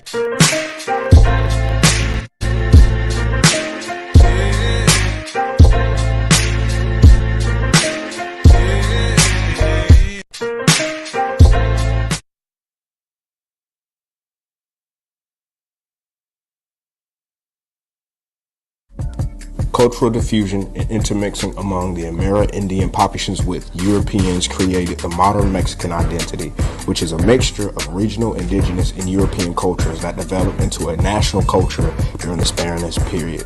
So there you have it. Mexican is a created race, and these people did not exist in Mexico before their race, and these people today, which is. Let's read this. It says cultural diffusion and intermixing among the Amerindians, Chichimeca population with the European created the modern Mexican identity, which is a mixture of regional, indigenous, and European culture that evolved. But didn't we? Well, first of all, it's Wikipedia. I don't even know why you're relying on that. Didn't we just read that the Canaanites were fucking giants, bro? Didn't we just read that shit? Yeah, we did. So I mean, I don't know. Damn. Let's go. A mixture of regional, indigenous, and European cultures that developed into a national culture during the Spanish period. So there you have it. Mexican is a created race, and these people did not exist in Mexico before the arrival of Spanish. You had Mongolian Canaanites who spoke the language Nahu. Okay, so he says you got Mongolian. Again, Mongol is a derogatory term. Is like calling a black person a nigger. Stop using that term. I'm telling you right now, black people, stop doing it. Or I'm just gonna blot it out until somebody finally gets it, because apparently you guys don't get it. But you're very quick you're quick to throw the rock, but when somebody throws it right back at you, you start crying. Don't do that. Don't do that. You know what I'm saying? Anyways, so I find it funny that you say Nahua, Hati, and Hitchhike capital. Then he says this, okay? So there you have it. Mexican is a created race, and these people did not exist in Mexico before the arrival of Spanish. You had Mongolian Canaanites who spoke the language Nahu, which is a sister language to Hebrew. Okay, you see that? So they're calling you Canaanites, which is a sister language to Hebrew.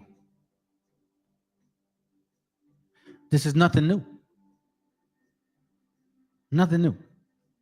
But why would they not call you Hebrew and prefer calling you a Canaanite if it's a similar language?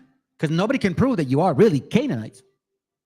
So why do they say, no, you can't be Hebrews, you're Canaanites, even though you speak the similar language? Aren't they kind of saying that shit? Now, since he's saying that we spoke a so-called Hebrew language, right? A so-called language that sounded Hebrew, how come he didn't say they spoke a language that was Hebrew? No, he didn't say that. He says we spoke a language, Canaanites though, with the term of Canaan, but that was a sister of Hebrew. So that means they didn't speak this sister language of Hebrew, Nahua. So what the hell were you speaking? There you go. And you have some Hebrew words such as Haiti that you can find in this language.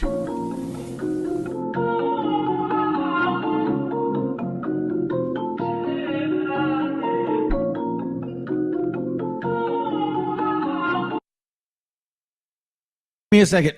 Oh, hold on. Let's see. Who is this here? Hey, whoever are you saying who you guys are? Are you guys arguing between each other? Are you telling us that the pictures, or what are you talking about? Or you guys is between y'all? I don't know what's going on. Somebody let me on, because I'm starting to wonder what the hell what you're doing, what you're saying, Chopper. Let's go.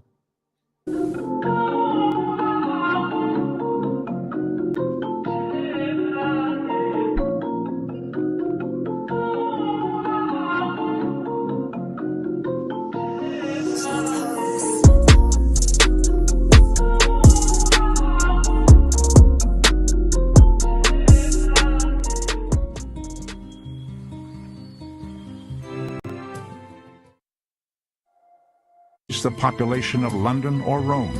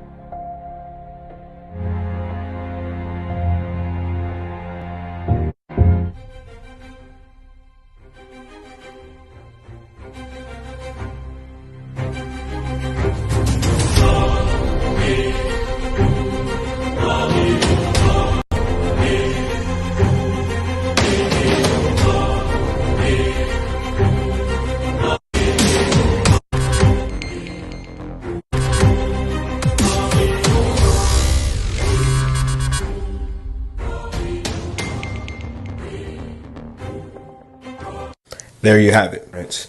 The Tower of Babel at Cholula. Brother Karimio made a detailed video about this, so I'll put a link in. You hear what he said? Brother Karimio. Oh, shit. Now you see the root of this stupidity. But let's finish it, because I got something to show you. There you have it, friends. The Tower of Babel at Cholula. Brother Karimio made a detailed video about this, so I'll put a link in the description to his video, and you can check that out. And it is in very close proximity to Tenochtitlan, just as described in the scripture, which we believe to be the Babylonian capital city. There are too many similarities for this to be just completely thrown in the trash can. So also check out my video on Palenque, Solomon, and versus Pakal. You know, when you look at Tenochtitlan versus Babylon, you have the hanging gardens versus the floating gardens. It's the same thing. So there are very many similarities. Also, in Central and South America, you have this Moshe character who is a high priest. You can find it. He's like this Moshe character. You sound so distant from him, but you're claiming him. Let's continue. Where was Peru. You can find it among the Aztecs, and you can also find it in different parts of Central America. and really throughout the world, but we're just focusing on the promised land and the tribes indigenous.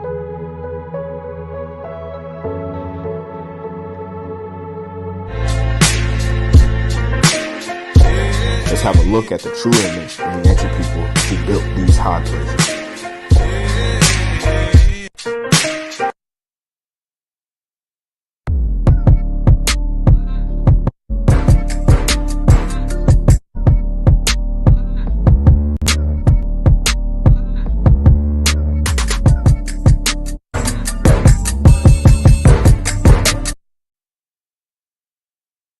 Okay. All right. So, listen, this is why they want your heritage. Seriously. This is why. There's no other reason why they want what you have. Okay. So this is a book from a Jesuit called Valera. And he considered our people Chaldeans. Chaldeans to be the ultimate ancestors of the people. This is from the Jesuits and the Incas. Padre Valera, page 96. It seems, however, that he viewed the Mexican natives, whom he called this race of terrible and cruel men, as a very separate people, right? Supposedly. But here he comes up and says, the chronicler wrote that the religion of the natives of Greater Florida and the Caribbean islands was derived from the practice of the Chaldeans, who worshipped only natural features, such as lakes, springs, or stars. Likewise, he claimed that the faith of the first Peruvians was molded on that of the Chaldeans. The Chaldeans were renowned in the biblical history for founding the city of the Ur. We read, remember Abraham, his father, and Abraham's wife, and Lot all went from Ur the Chaldees to Canaan. Remember that? Okay, so that's where he's from. The father of the Hebrew nation, where they believed to have descended directly from Noah, and they became famous and learned astrologers, priests, and magicians. By linking the ancient Peruvians to the Chaldeans, Valera placing the people of the New World into the framework of the biblical history. Okay, so this is one portion as to why they say it. Now, if you could leave it off and say, well, see, it says that that doesn't prove anything. Okay, sounds good then. But like I said before, family, I do believe we did have a migration. I don't think we went on ships and went to Africa, around Africa, like BHI says. But I do believe that we went this particular route because people from this region look just like us, all across our land. This is from a description of the Indies 1620. Number 55. Ezra says that at the close of his extended journey, this is from 2nd Ezra 13. They colonized and lived in that region, which is called Arsarid. The very well learned Arthur Genebrard in book 1 of his chronology states that Arsarid is the extreme point of Great Tartary and Scythia, that it is a cape of promontory, which is the boundaries of landmarks dividing the old world from the new. Above the Straits of Anian, I showed you guys maps of this, very many examples, and near which they crossed from the country to New Spain, from that country to New Spain. So they could have gone by that route or by India, you see, from so-called Jerusalem to the east, not west. That we could have gone by that route, India and China, since there in the region of Cathay, the people inhabiting that country keep the Old Testament and the law of Moses, although with many superstitions. This is a full and sufficient proof that the members of the 10 tribes passed through there and settled there, since that is clear from the observation of the laws. You see this? And from there, they could easily cross the straits and channels which lie between China and the kingdom of Anian, which again, here, he's not conjecture, but here he basically at the same time saying he could see why our people look a certain way and why we kept certain traditions like them, because in the regions that we passed by, they kept those traditions as well. And some of us do look like some of those people, like from India, from China, and us. Now, in regards to this whole Esmeralda concept, okay, this right here, I showed you guys a book the other day. And this here, basically, I think it's in this particular one. Hold on a second. Let me see if I can find it real quick. I gave you guys a picture, an idea, an understanding of who these people were. And I clearly explained to y'all from this book that these are not our gente, but they use it like it's our people because, you know, they see color and a little bit of woolly, right? So like, oh my God, this is me. This is me. But, you know, and again, it's stupid because the same people that claim to be here and say that we're not those people, right, the natives, they want to use terminologies like copper color, even though that they don't even have copper color themselves because most of them look white as hell. But they're here telling us. Does that make sense? Let's see if I can find it. Hold on. Maybe I might have done it on my pictures. Give me a second. I'm moving fast. There's me. Oh, come on. There's me. Yes, perfect. Okay, I showed you guys this book before, so let's debunk this Esmeralda shit real quick, please. By all means, let's do it. Let's do it. Okay, so they use Esmeralda, right? So he's like, oh no, these are the real natives. These are the real natives. See, like this depicting the Inca emperors and blah blah blah, and he don't know that these people are Swarty African mixed mulattoes. Pendejo. Anyway, check it. All right, so right here, right? So they're all up like, yeah, look, those are us. Oh, it's not. Well, they are you, technically, you know what I'm saying? I'm not saying they're not. They are you, technically. But let's explain why they are you. Okay? It says, the most remarkable mixture of the Indian and Negro races is perhaps that described by Mr. Stevenson as seen by him in the Republic of Colombia, because that's where they're from. The natives of Esmeralda, Rio Verde, and Atacames, says he are all Zambos. Listen to this. Apparently, a mixture of Negroes and Indians. Negroes and Indians, right? Meaning Africans. Indeed, because they're Zambos. Indeed, the oral tradition of their origin is that a ship having Negroes on board arrived on the coast and having murdered a great number of male Indian men, kept their widows, raping them too, and their daughters, which I'm going to show y'all, this is their custom, people from over there, and laid the foundation of the present race.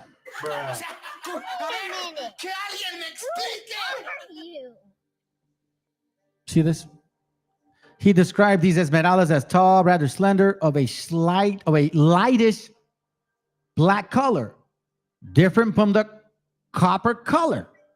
Have soft, curly hair, large eyes, nose rather flat, and thick lips, possessing more of the Negro than the Indian.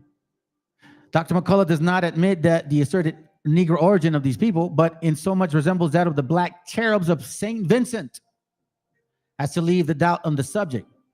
He says, who has some time among the Esmeraldas, has assured me that so far as his personal observation goes by the decided mixture of the Negro and Indian blood, it has been thought by some that these are very black Moors. In the History of the Africa by Leo Africanus, we read in there and he explains, and even in Iron Sertima's old book on the golden age of the Moors, it says black Moors were Africans.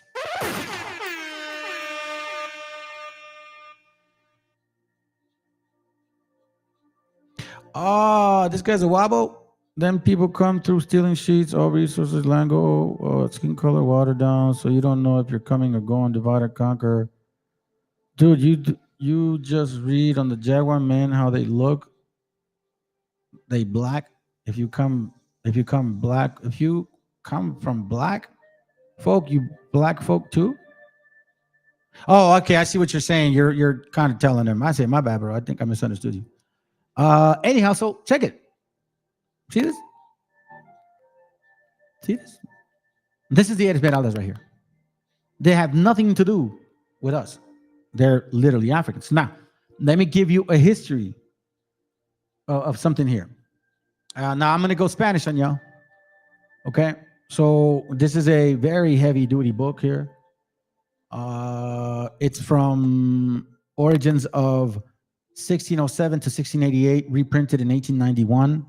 This was from a writer called Andrés Rocha Diego. Okay? Andrés Rocha Diego. Now, in this book, there's two sections to this book, so I'm just going to kind of get to the point. Okay? So I'm going to read something real quick. Como nos han de servir de mucho los libros de nuestro autor para las pocas noticias que vamos a dar de luz o de él, daremos principio por citar las obras suyas que conocemos y de las que existe ejemplar en la Biblioteca Nacional de Madrid. So here he's talking about this particular person that they're going to speak of, okay? Now, he goes in this particular conversation in regards to particular books that are on that topic. So it says, según nuestras investigaciones, la primera que dio a luz se intituló, it was, I guess, in Latin. The second book, la segunda obra, impresa lleva por título de Carta de Baltasar de Cueva, right? So he reads another book. He writes another book, I'm sorry. And then this one, la tercera última de las que conocemos es el Tratado Único y Singular del Origen de los Indios Occidentales de Perú, México, Santa Fe y Chile. This is from 1600, okay? So remember that. So here he's talking about how, yeah, there are several people that have tried to recreate the origin of our gente. If you download this book, you're going to find out, okay? Look, here, I'll give you the link. So you guys can do your own research. If you download this book, you'll find out, and he's talking about how there were several thoughts on this concept. You know, yes, some thought that we were Canaan. Some thought that we were Asians. Some thought that we were, you know, like different things, right? None of them could agree. So here he's talking about that. And again, look, en que se ponen varias opiniones acerca del origen de los indios. You see that? The Asia, Africa, Europe, you know what I mean? All these interpretations of who we are. All right? So this is a pretty extensive explanation here in regards to what some people explain that we could have been like of Europe, I guess, supposedly, that we were Latins or some shit. And again, some people like these wobbles that we were from Africa and that we're from somewhere else, or that we were Canaanites, you know what I'm saying? Like this is like, or Carthaginians, because Aristotle, listen, page 22, Aristóteles dice que tratado el negocio en el Senado acordaron encubrir estas nuevas y para ese efecto hacer morir a los que trajeron porque no dejaron la ciudad yerma. So basically saying that the Carthaginians had known of this land. We read that in Diodorus Siculus, but here he says that they supposedly inhabited, which is not true because Diodorus Siculus didn't say that. He said they looked upon it, didn't actually stay there because there was already people here, but the Carthaginians told them, no, don't go there. So then there's theories, right? So he's going all over it. You guys can download the book. Now, let's get to the nitty-gritty. When you get to page 221, I'm sorry, not 221. Is it this one? Hold on. Let me see. No, this is it right here. Okay, so when you get to, is that the end? Okay, perfect. When you get to this particular area,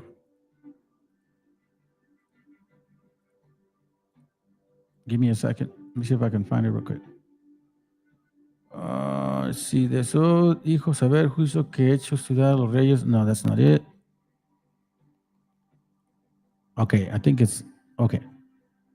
And here we see en cuanto a los animales peregrinos en Perú, tarugas, this and that. Hold on, is it this over here? Where the hell are you, dude?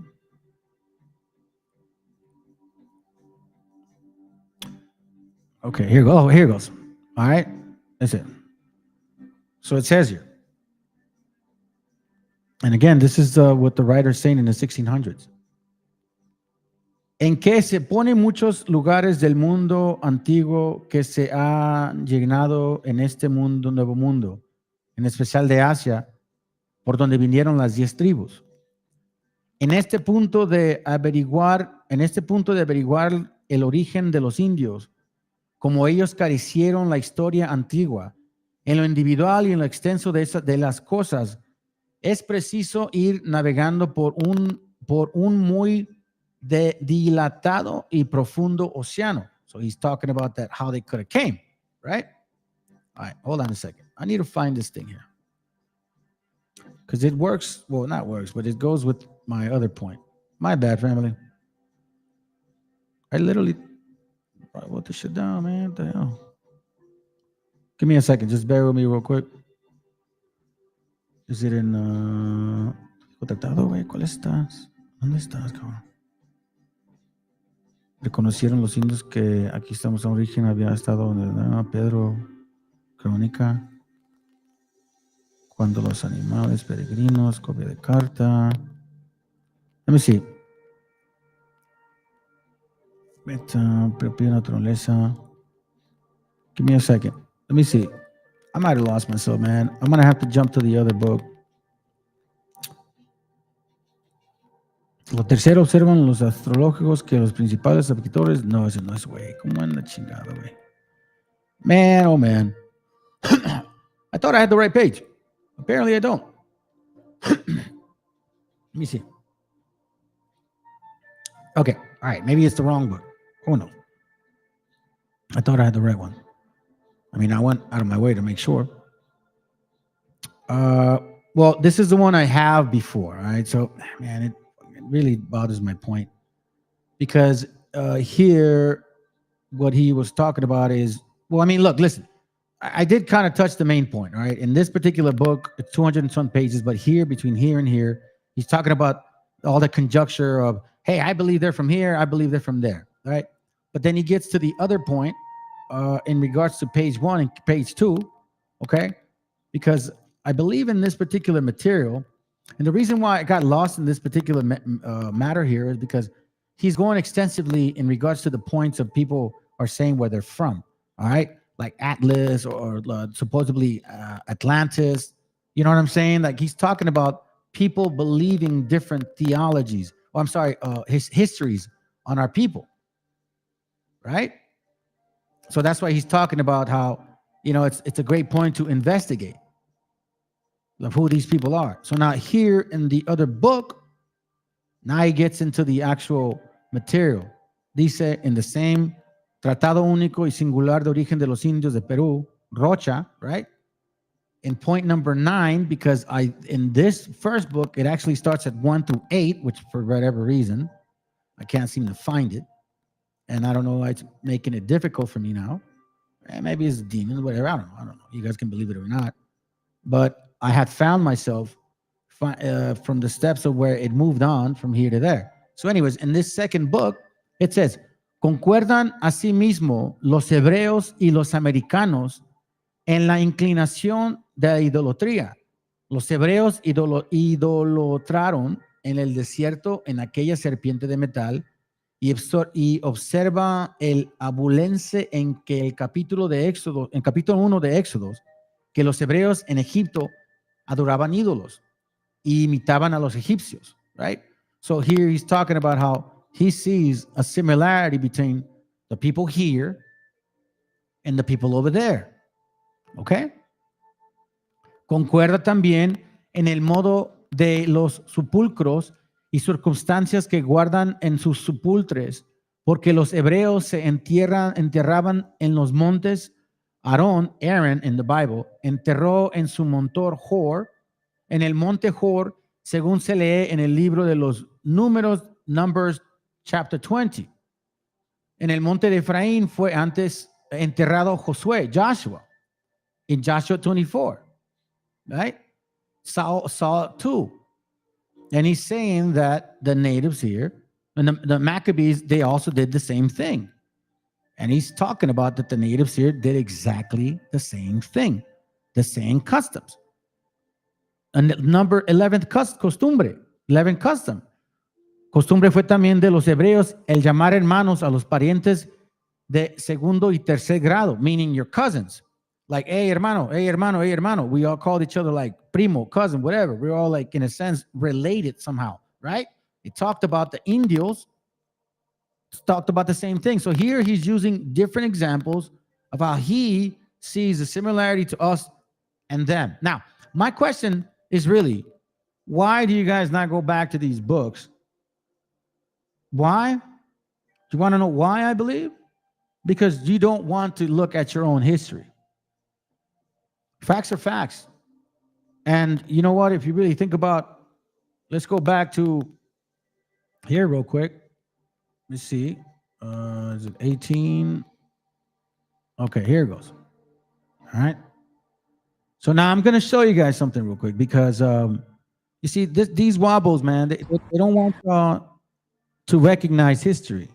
Like I said initially, when do they stop being who they are? Because supposedly they look a certain way, even though their admixture is worse than ours. If you really think about it, you know what I'm saying? All right, check this out. I mentioned in my memoir manuscript that Los Angeles was founded when Spain sent 46 pobladores, or explorers, to the city. 26 of the 46 explorers were at least part African.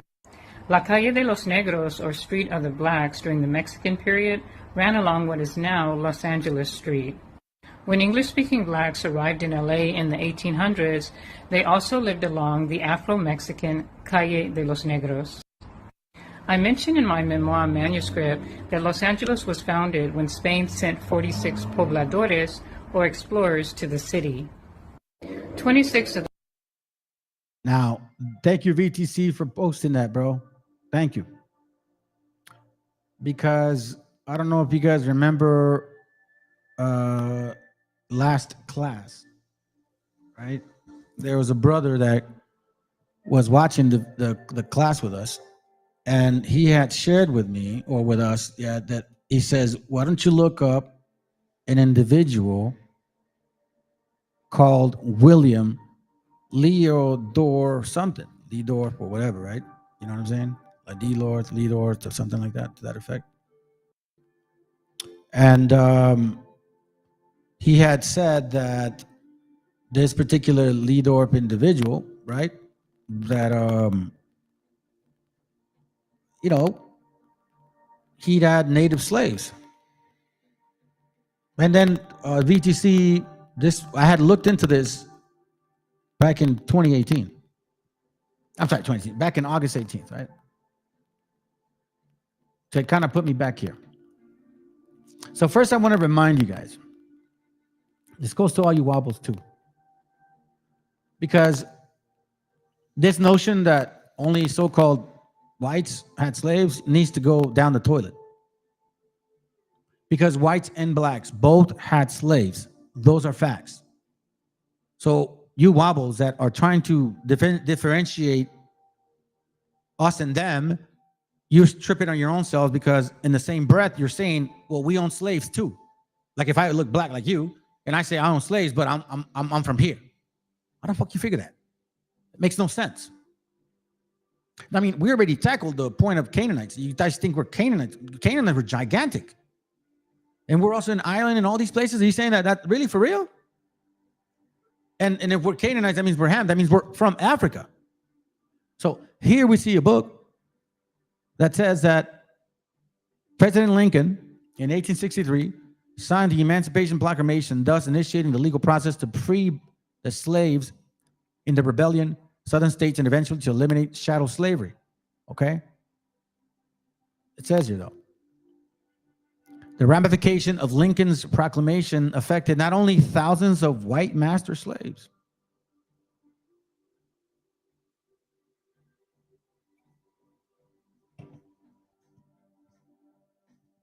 not only white, but hundreds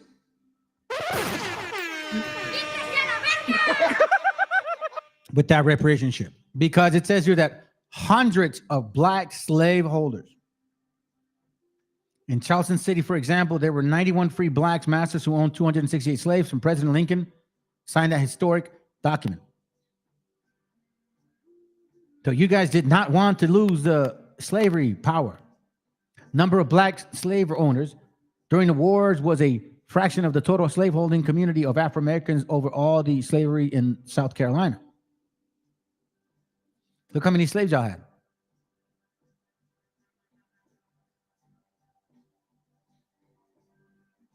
And by the way, the reason why it caught my attention is just like how you took Texas, you took California.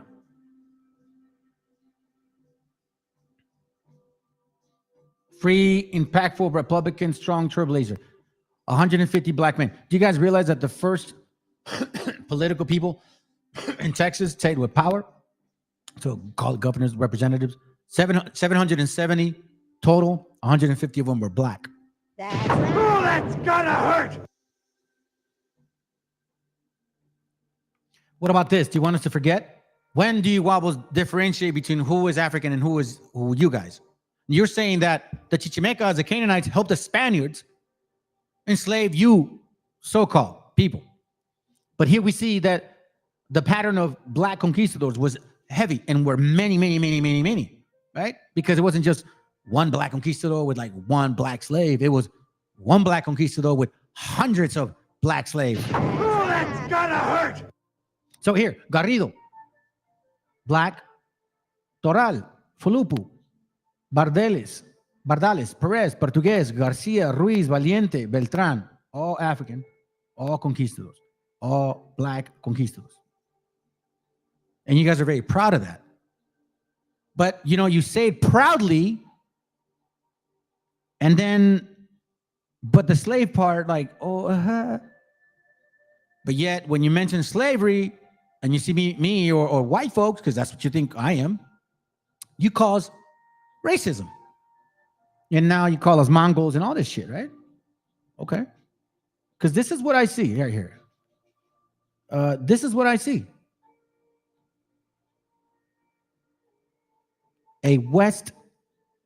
As a black West African brought against his will to the Americas in the 16th century, Valiente was hardly unique. Now, remember when we read Jubilees? Mizraim put and Canaan was supposed to be where? In West Africa. Oh, that's gonna hurt! So if you guys are supposed to be in West Africa and they took you out of West Africa, if we were the Canaanites, what the hell would we be doing over here? Because Canaan's supposed to be in West Africa. Wouldn't that mean we should have came from there and here? But no, you're saying that we're already here. And we helped the Spaniards, even though we as Chichimeca Canaanites are supposed to be huge and tall and all kinds of shit. All kinds. I mean, I just, you know, again, I'm trying to determine when does it end and when does it not. So here's my point. This right here. Is it this matter? Yeah, let me close this. I don't need this no more. Let me see. Is it this one right here? Okay, I don't need it no more. Give me a second. Is it this right here?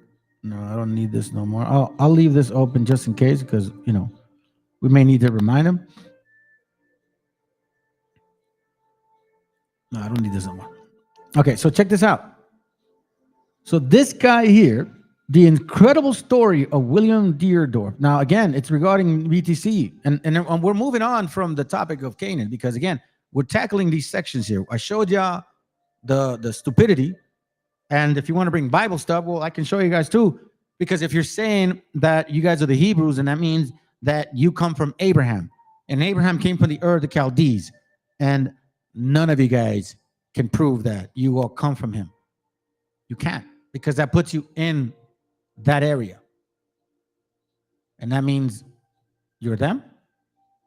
And you don't look like none of them. Are you saying they kicked you out too?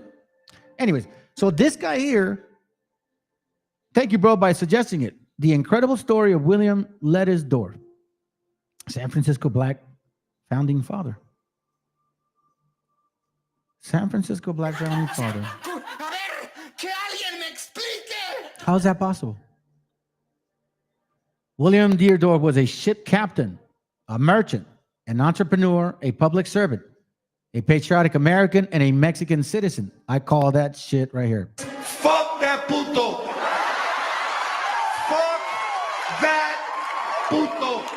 Because as soon as he had the chance, he turned our backs. He turned on us and went with the you know, the other puto. Yep.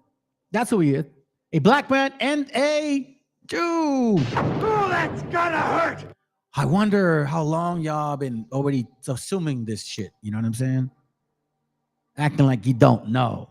So anyways, when he started, when BTC posted that shit, I was like, bro, that's heavy. Because you know what? I did my homework on this guy. And here, look what he did. Look what he did, right? And you guys are so proud. See, black folks, look, they love bringing proudness and shit. And, hey, Wobbles, yo, this is your king. Check it. He accepted Native American slaves from friend John Sutter to repay debt.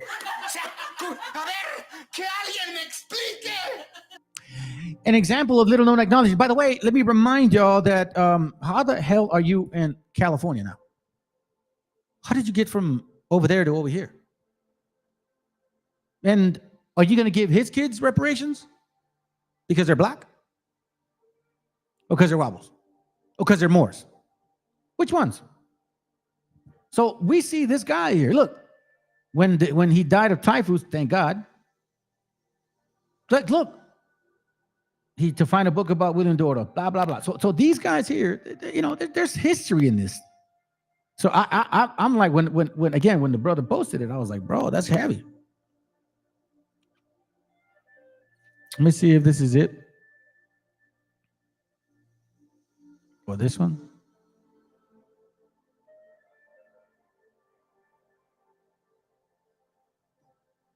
The life and legacy of William Dorado.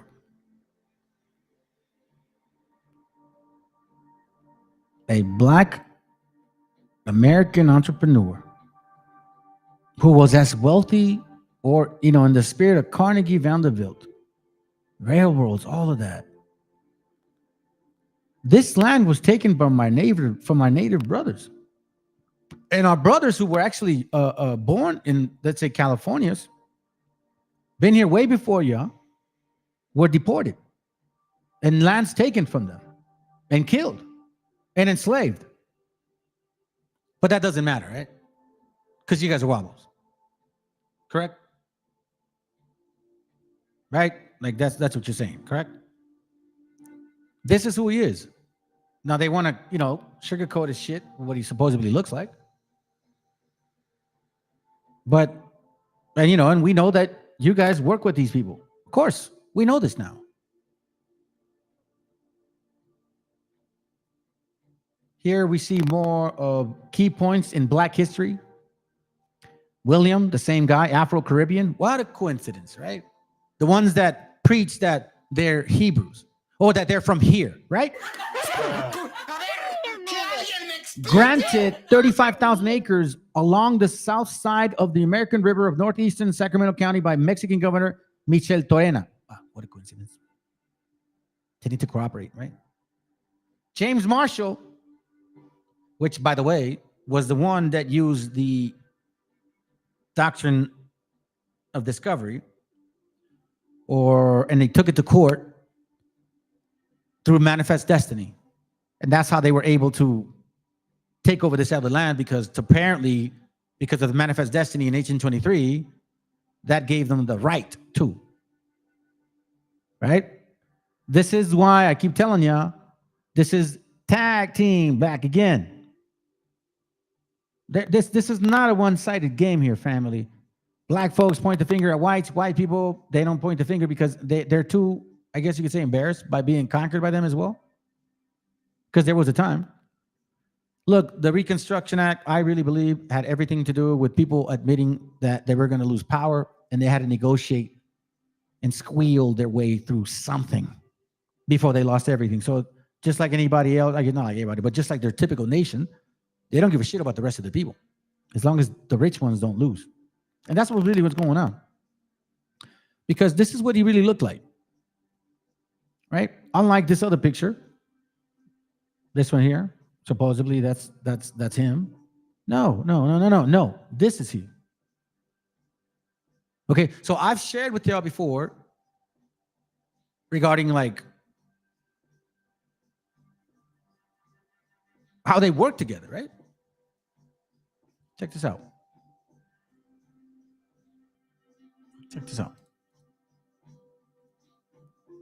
This is from a book called The Great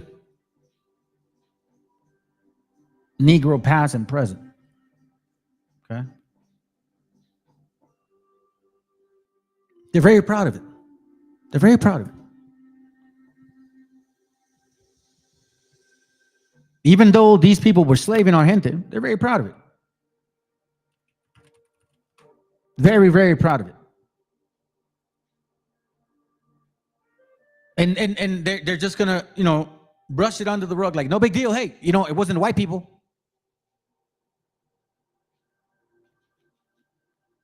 You see this name, Estebancico, right? We're gonna touch on him.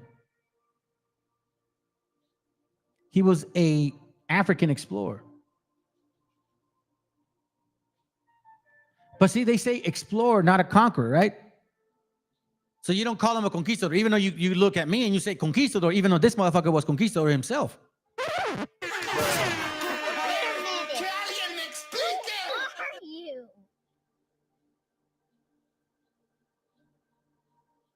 California, right? California is a target. Who's in there? Of course. William Lettersdorf in California had amassed property worth $1.5 million at the time of his death.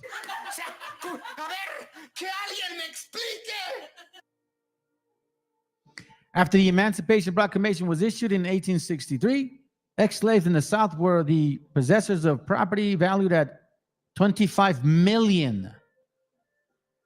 African Americans in other parts of the nation were estimated to have property worth total $50 million.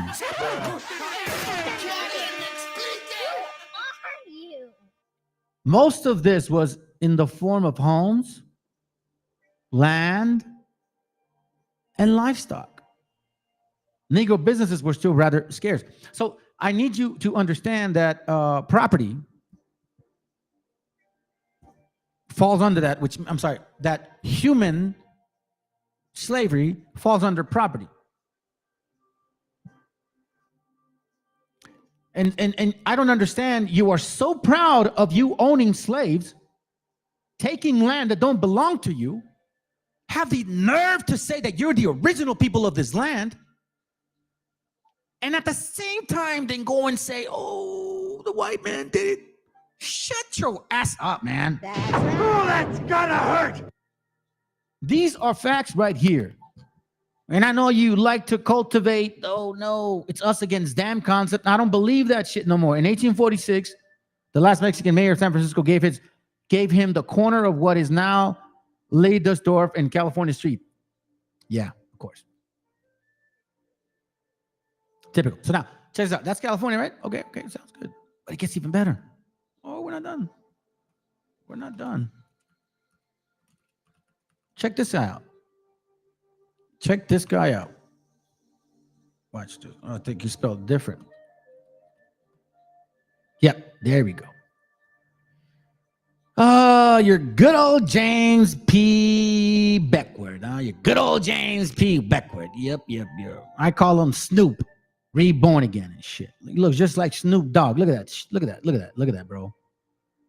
Now, black folks, now they're going to call him a native, right? Okay. So, it's funny because I had read about him almost 2 years ago, man. I ain't lying to you. And I didn't think of his name or anything, But then now this came up. So now his name matters to me. So let's find out who this Beckwourth guy is, supposedly, right? Supposedly. One of the most famous mountain men. Hold on a second. Why can't I go that route? Hold on. Let me go back. One of the most famous mountain men here. Let me get myself out of this real quick so you guys can see it. One of the most famous mountain men was James P. Beckwourth, sometimes Beckwith, a Virginia-born mulatto blacksmith who in 1823 joined General Williams H. Ashley Rocky Mountain Fur Company in St. Louis, Missouri. Leaving the expedition in 1825, he lived with Crow Indians for 6 years, where he acquired a third wife and a reputation as a warrior and a horse thief. He was eventually made a chief. In short time, Beckwourth exploits rivaled those of the famous Kit Carson's, one of his associates, blah, blah, blah. He joined Kearny forces in California, had participated in the Mexican War, joined Colorado Goldrich in 1859, and fought in the Cheyenne Wars of 1864 against the natives, by the way, and against Raza too, by the way. And he died. I wonder how he died. The average black Westerner were ex-slaves who had man, shut your ass up, bro. Stop lying. I just, man, you know what? I'm amazed by in the same breath, you slap the shit out of people and then you spit them. Why do I say that? Why am I saying that? For a damn reason I'm saying that. Let's explore who this guy is. So this book that I have, it's a famous book that you guys all probably had in the past. Okay? This is from Black Indians. I think it's Black Indians, right? I believe so, family. All right? So again, James Beckworth. All right? James Beckworth. And guess what, man? I'm telling you right now. I'm telling you right now. Oh, that's gonna hurt. This is gonna hurt. Black trappers tried mighty to build bridges of standing with Native Americans, sometimes cemented with bonds of marriage. James Beckwourth also married Indian women. So James Beckwourth wasn't an Indian, a native? You mean like a Wabo? You know what I'm saying? No, he was a true African mulatto. Sometimes in dazzling rapid succession. So he fit in because he looked like us. That means he wasn't us. Now, but with his flaming temper and love of battle, he kept burning his bridges. Oh, I wonder why. Why do you think Raza don't fuck with y'all in jail, man? You ever think of that? That's right. Oh, that's gonna hurt. That's right. It says here, but with his flame temper and love of battle, whatever. Beckwourth became a chieftain of both Crow and Blackfoot, right? I'm not lying. They promoted it. So he enjoyed many supporters and admirers. Beckwourth also emerges from his fur trade. We read that, right? And it says, as the greatest Indian fighter of his generation. Fucker wasn't an Indian. And I'll show you how he wasn't an Indian. This was an age when competition for his honor were Daniel Boone. Okay, so hold on a second here real quick. Check this out. Page, hold on, I went to page 35, 36, okay? That's why. It says here, Crockett, whatever. It is difficult to imagine that this famed frontier scout and explorer had faded from the story of the Old West. But fade he did. You see, this is what you wobbles don't share. Oh, you glorify the shit that he did, even though you know what he did in the process. You know damn well he killed a lot of our native brothers and sisters, but you don't give a shit. You promote the so-called, glory of this man. You promote the glory of so-called earnings and livings and shit, but you don't realize that when you did and earned, also oppressed other people. No, let that to the white man, right? As long as it's the white man, that's not a problem. It says here, in skill, accomplishment, and violence, he matched men whose deeds have become part of the glorious frontier heritage. But when Universal International in Hollywood produced the horse opera Tomahawk in 1951, it cast white actor Jack Oakey as Jim Beckwourth. So we assumed he was white. Generations of young people never learned that this tough pioneer fur trapper was a black man with Native American ancestry. The reason I mark it, you're going to find out why. Because it's of the father, right? You believe in the Bible. The Bible says you're of your father. You're of your father, not your mama. Because a lot of you guys say, oh, my mama, my grandma. No, Uncle Tremont, Fred, please come back to me. Come back to me. You believe in the book. Then the book says that you are of your father. Beckwourth was born around 1798 to a black slave with American heritage lineage. I wonder. And her white master. Ooh. That's gonna hurt. Let's continue. As teenagers, he was apprenticed to the St. Louis blacksmith. His Western adventure began with a punch when the burly blacksmith came between Beckwourth and his liberty and at 19 to come and go and as he pleased. Beckwourth slugged him and left St. Louis for the wilderness. Though hardly original, he had hit upon the solution to the problem he would use from there on. You see that? In business, that moved as fast as foot. In a business that moved as fast as foot, boat, or horse could carry, Beckwourth swept from one end to the continent to, I'm assuming the other. Yep. Check this out. from St. Louis to Salt Lake, from California to Florida. We read in their book. You so eloquently, so boastfully say he's such a great man. On the trail, he fought or made friends with Native American Blackfeet, Sac, snakes, and crows. His Indian wives, I repeat, his Indian wives invariably were royalty. You see now. So he married into the royalty Indian wife to continue the claim of his stupid ass kids, his funky ass seed, right?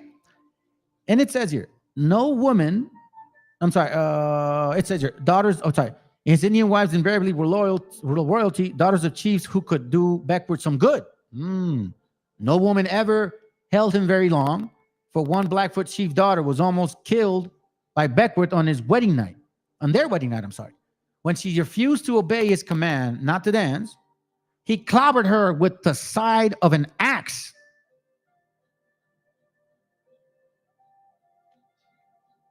Turning to the father, he explained that discipline had to be maintained.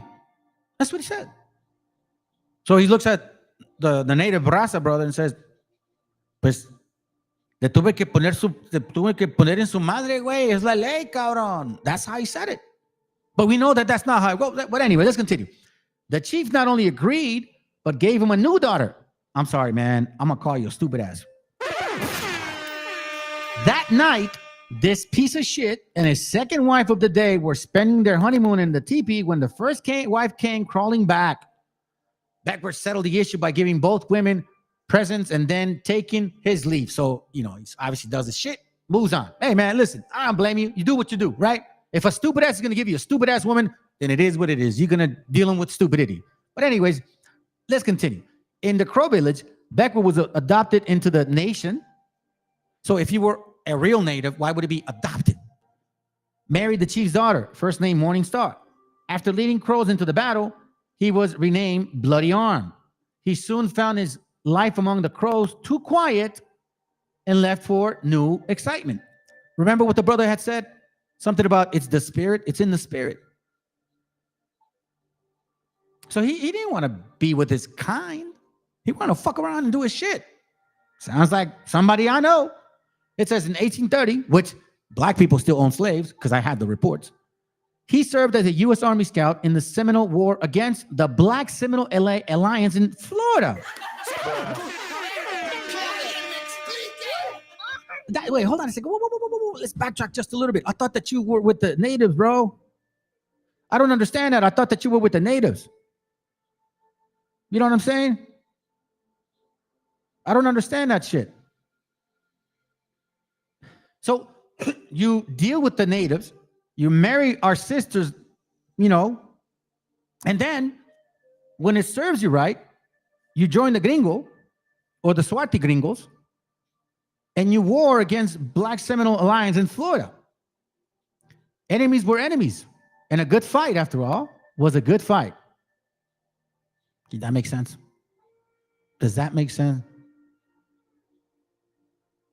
Does that make sense, family?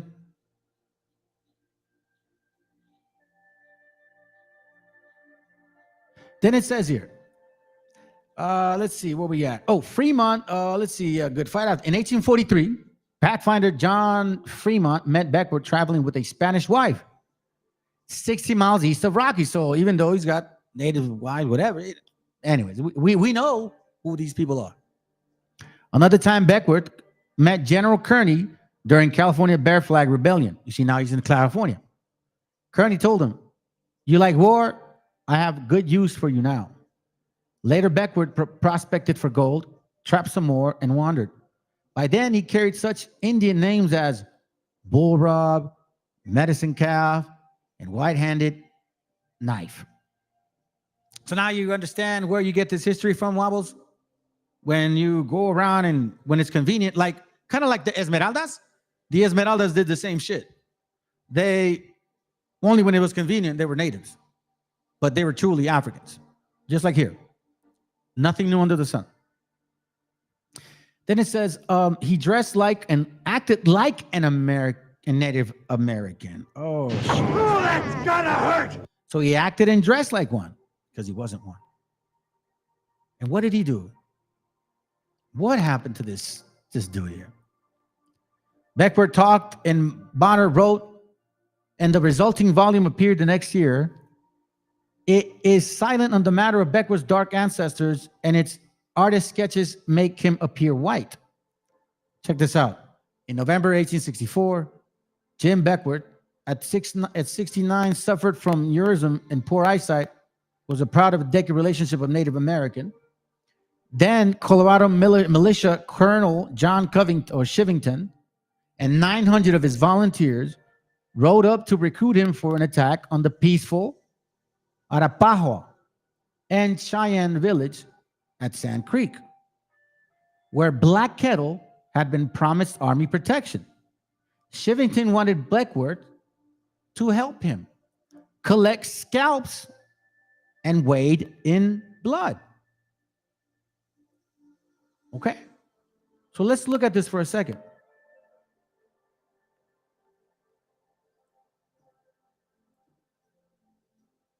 Let's see. Blackwood. He wanted. Where are you at, man? I thought I just had it. Let's see. Volunteer peaceful. President Shivington wanted. Okay, Shivington wanted Beckwourth to help him collect scalps and wade in blood. So pause there for a moment. So this man says to him, Snoop Dogg looking dude, right? Wobbles Papas, says to him, hey, listen, I know you ain't a native, but you look like one, and I know you care about money, so I need some money too. Let's go scalp these retards and take blood off them. What does Beckwourth do? May I ask? What does he do? Beckwourth said no, but Shivington threatened to hang him, and the old scout saddled up. What did he do? At dawn, Shivington's army reached Sand Creek, where Black Kettle's 600 people. Now, if he was supposedly black like them, right? And these Black Kettle people were black like them. Let's see this. Mostly women and children, gathered under a large American flag. Black Kettle raised a white flag and told everyone not to be afraid. You see this?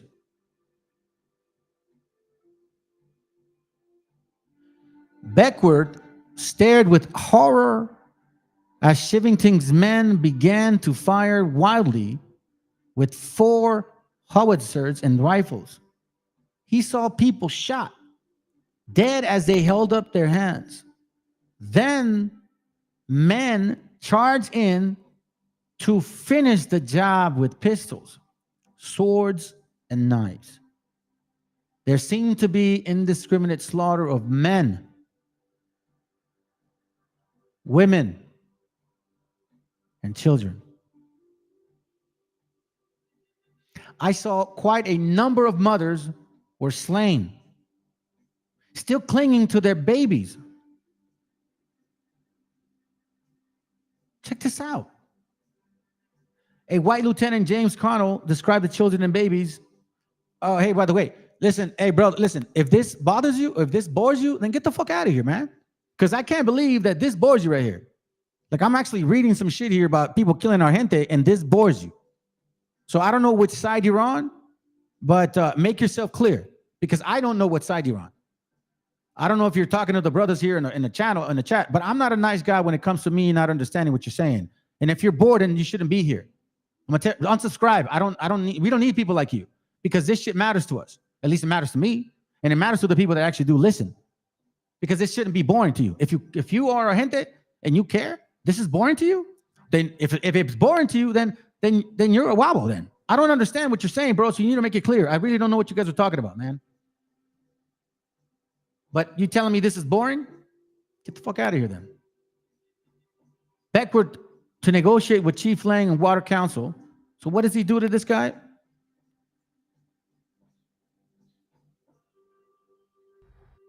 Where is it at? Oh, here it goes right here. What happens to him?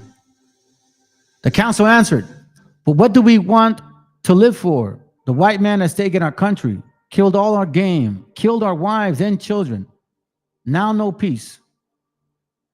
Colorado fell into its own civil war with brutality on both sides. In 1866, Beckwourth died of food poisoning while traveling to or from a Crow village.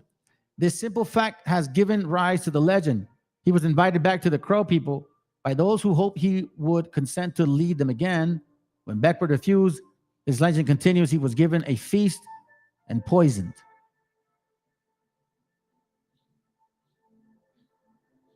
Well deserved if that's really what happened.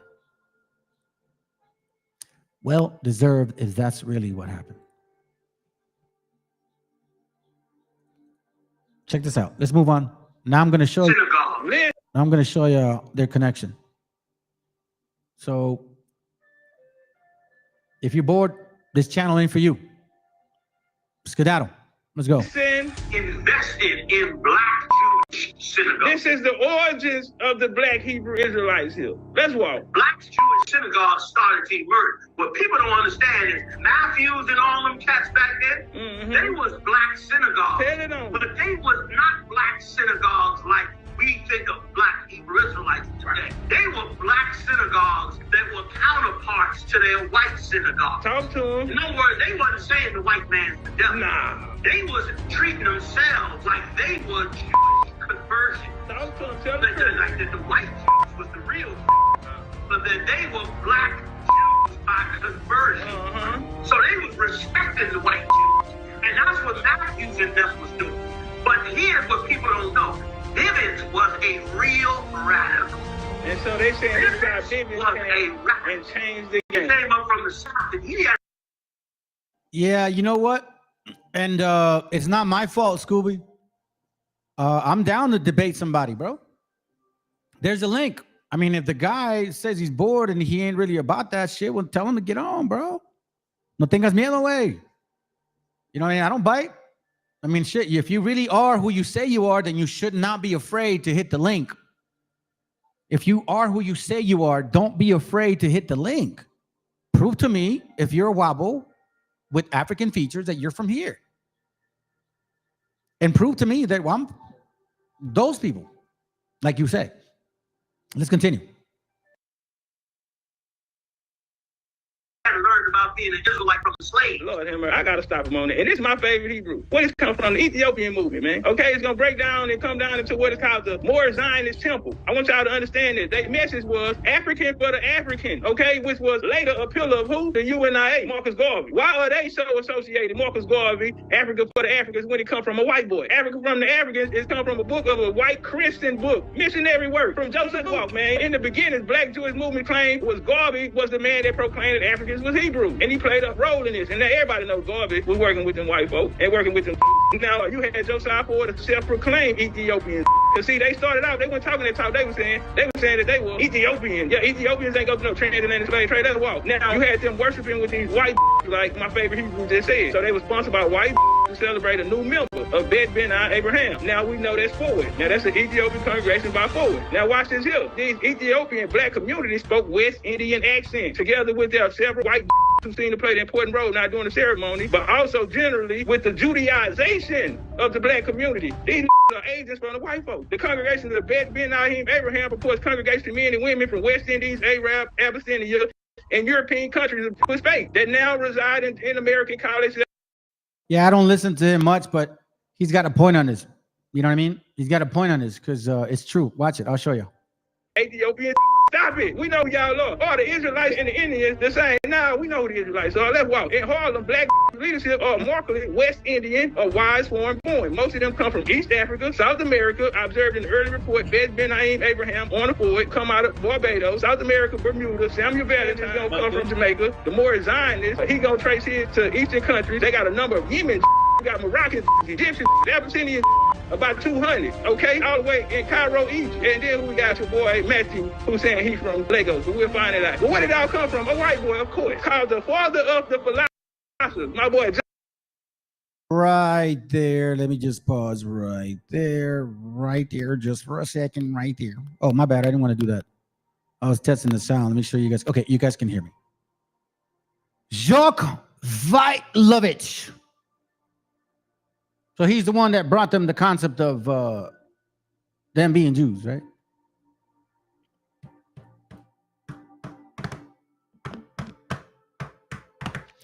Do you know who also brought them the concept of that we're Canaanites? That's right. Yep, it was them. So let's look up this particular person right here. Who is Jacques? Jacques. Kill it, Jacques. A better Jacques. Who are you, Jacques?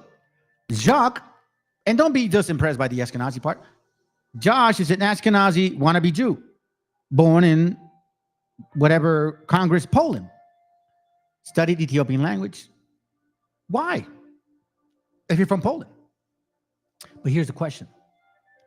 He traveled to Ethiopia for the first time in 1904 with the support of French banker Baron Edmund Rothschild.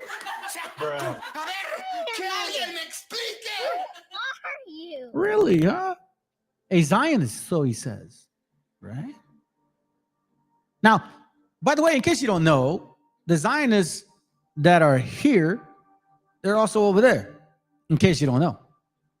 But check this out. Check this out. It even gets even better.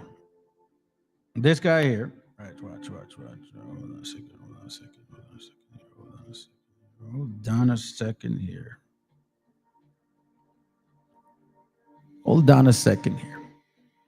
This guy is not only a so-called Jew, he's also a Zionist believer, also around 1800 to 19 and change, right? And then also, let's not forget, he is Polish. The Kingdom of Poland created in 1815, right? Dutch, Warsaw, French, blah, blah, blah. Okay. So now let's continue. Just want to give you an idea of who he is. Okay, let's go. Jacques, little Jacques and his black brethren who lived in Abyssinia. All right, so this guy right here is going to put together some funding. Hold on, time out. So my first round, I took him to Europe, brought him out during the explosion of the second round, broke down, took him to all of the places. So while their 12 tribes choice only deals with the Americas, it's because the Iberian Hebrews came from there and colonized those. See this right here? So here's I get stupid. You see how these wobbles are just all over the board? They're all over the board. Right here. Put together some funding. Hold on, time out. So my first round, I took him to Europe, brought him out during the explosion of the second round, broke down, took him to all of the places. So while their 12 tribes choice only deals with the Americas, it's because the Iberian Hebrews came from there and colonized those areas. So this Wabo or BHI, this is BHI Wabo, I think, what he's just saying, because BHIs teach that they were ruling Europe and that the white man subjugated them and that's why they're here. But now we know history, it really does not make sense, because that means that, you see what I mean? If black people came with them and enslaved people here, how is it that white people enslaved black people in Europe if black people in Europe were ruling white people? And if they're the people of the Bible, right? Let's be very mindful of what they're saying too, because that's why it's important to know the Bible.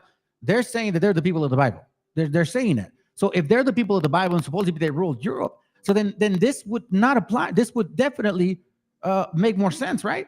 It says here, Deuteronomy 28:36, the Lord shall bring thee and thy king, which thou shalt set over thee, unto a nation which neither thou nor thy fathers have known. And there thou shalt serve other gods, wood and stone. Unto a nation. So if you ruled Europe, then you shouldn't know the white man. And if you ruled Europe, then you shouldn't know the white man religion. But see, we know that you did know the white man religion because we have pictures of dark-skinned people pushing the cross. Now, it's even more interesting because at the same breath, it says here in verse 64, and the Lord shall scatter thee among all people from one end of the earth even unto another. And there thou shalt serve other gods, which neither thou nor thy fathers have known. So your great-great-great-great-grandfathers wouldn't know them. And on top of that, it even gets more interesting. Verse 49 says, the Lord shall bring a nation against thee from far, from the end of the earth, as swift as the eagle flieth, a nation whose tongue thou shalt not understand. The Europeans spoke English, French, Dutch, German, Portuguese, Spanish. If you ruled Europe, you spoke all those languages. So how in the world would these people be foreigners to you and a European language foreign to you if you ruled Europe and you spoke those languages?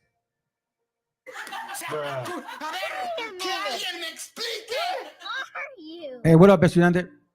What up, Exotic Tribe? Let's go.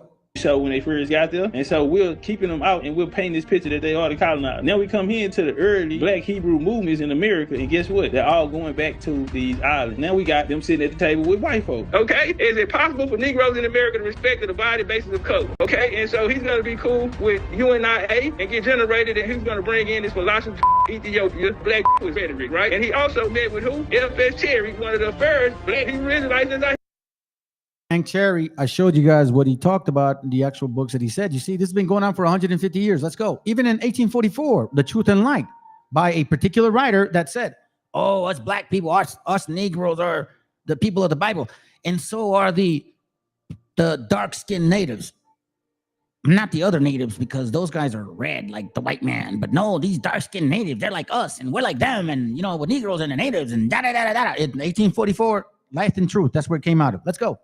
He running around with this. Check. Now let's walk. Now the belief that the commandment keeper Rabbi Matthew, the black man, is direct descendant of Abraham, Isaac, and Jacob. And they say Esau, whose skin is hairy like a white man. Don't we hear them say the same thing? The only thing is different is Deuteronomy 28 in the slave trade. Because back then they were saying you were descendant of Solomon and Queen Sheba, who should return to Africa, who bore a son with the biblical historic, or Malik. Now let's walk. Now Matthew, he was strongly influenced by white Jews, like we just told you. Many other congregations influenced by Pan-African, Marcus Garvey, UNIA. Let's walk. This institution, Jewish-sponsored synagogues, embrace tenets, Orthodox Judaism, Matthew's Association, Rabbi Ford, Negro Improvement, Marcus Garvey. Now watch this here. The congregation was a Masonic lodge, the Royal Order of Ethiopian Jews. This is a Masonic, I told you, the Masons, the whole time. That Masons, the large function of Talked about this. Let's go.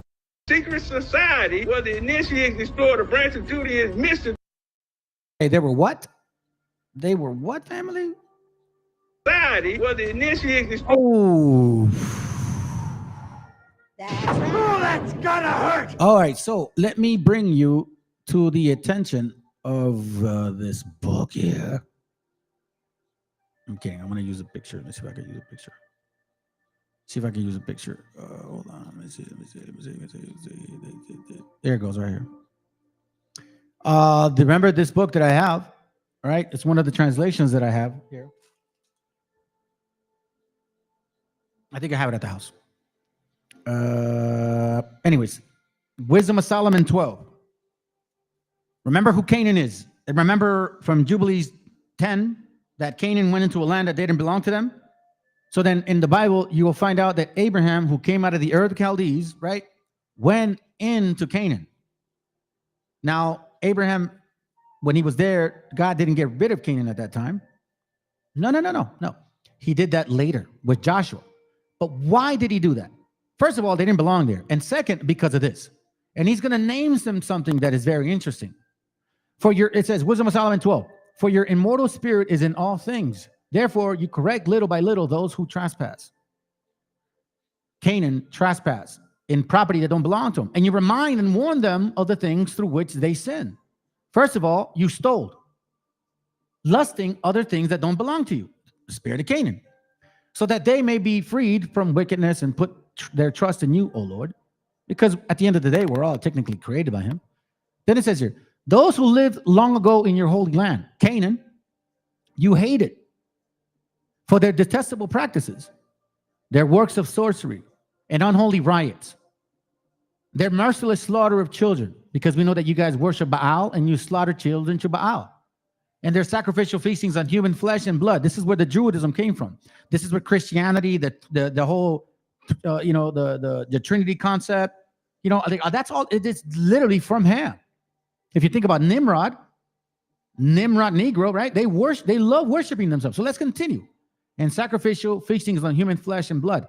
These initiate. Oh, that's gonna hurt. Explain that to me. From the midst of a heathen cult, whose parents, these parents whose murderous, helpless lives. He's talking about that. Now, who are they talking about? If you go on the bottom, check what it says.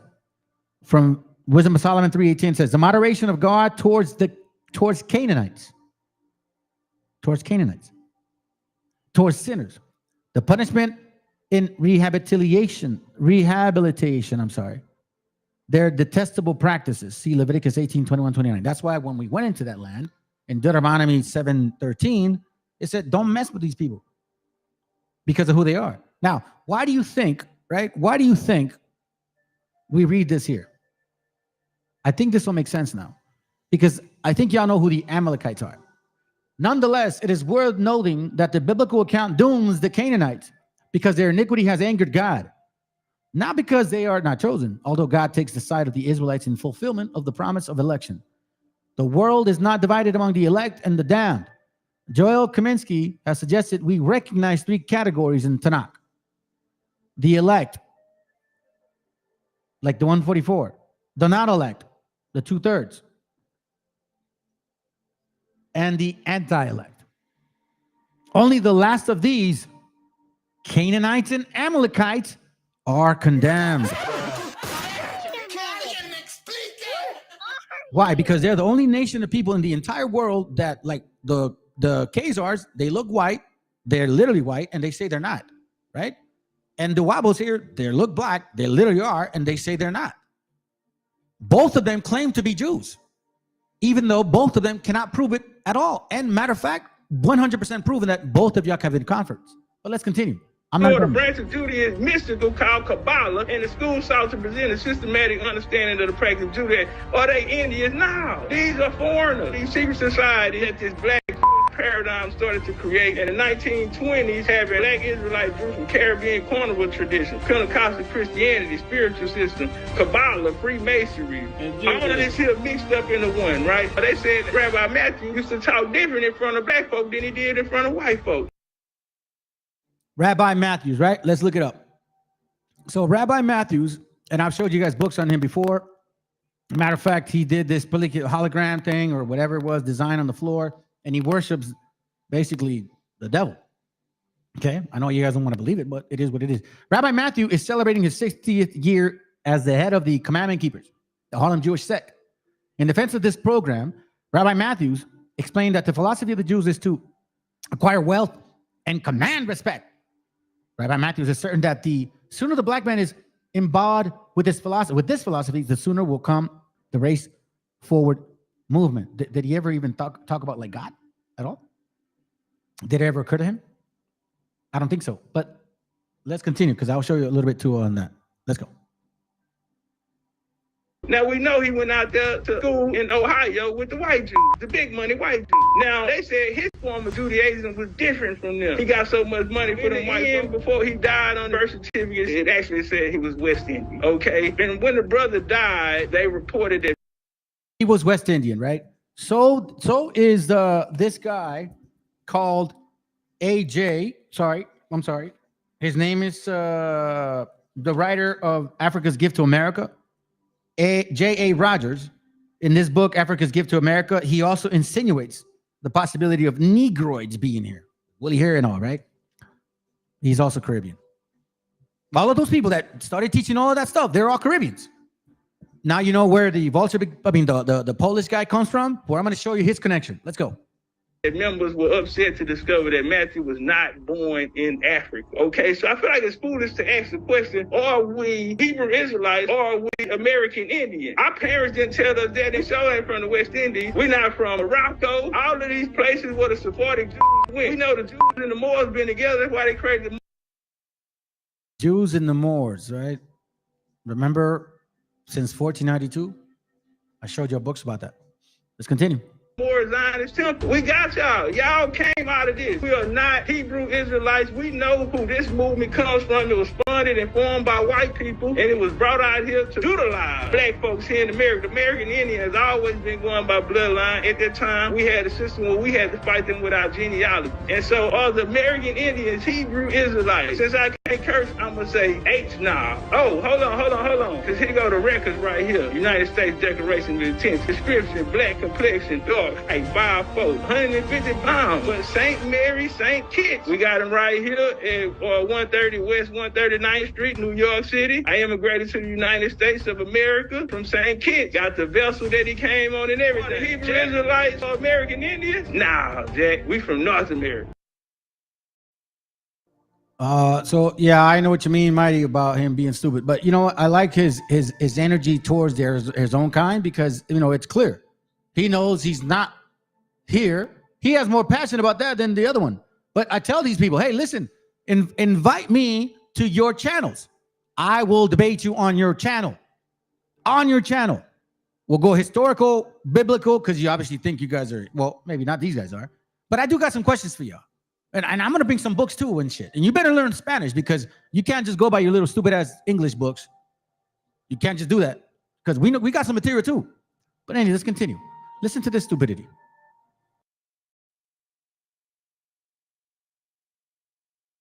Actually, as a matter of fact, here's where it proves about that 12-type chart where it all came from. Hold on, dude, come on, hurry up. And they had the charts up. And they had the charts that said if you're Jamaican, you come from this tribe, and if you're from Barbados, it's that tribe, and blah, blah, blah. And read the book, said, hey, come on, Pop. What is, you know that ain't right. He said, of course, Danny, I know that's not right. He said, but that's the hook. That's how we get them into place, and we wire them up to what's true. Well, you know, years later, after he passed away and his sons and all of them, they either died or moved away, the Tanakh school began to teach those things as truth. This is the truth, you know, and well.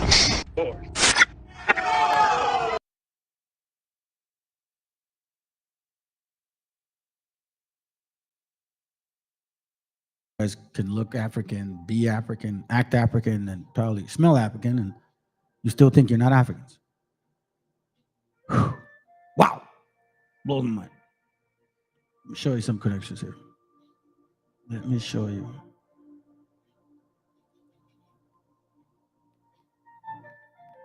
Hold on, family. Give me a second. I thought I saved it. Let's see if I have it.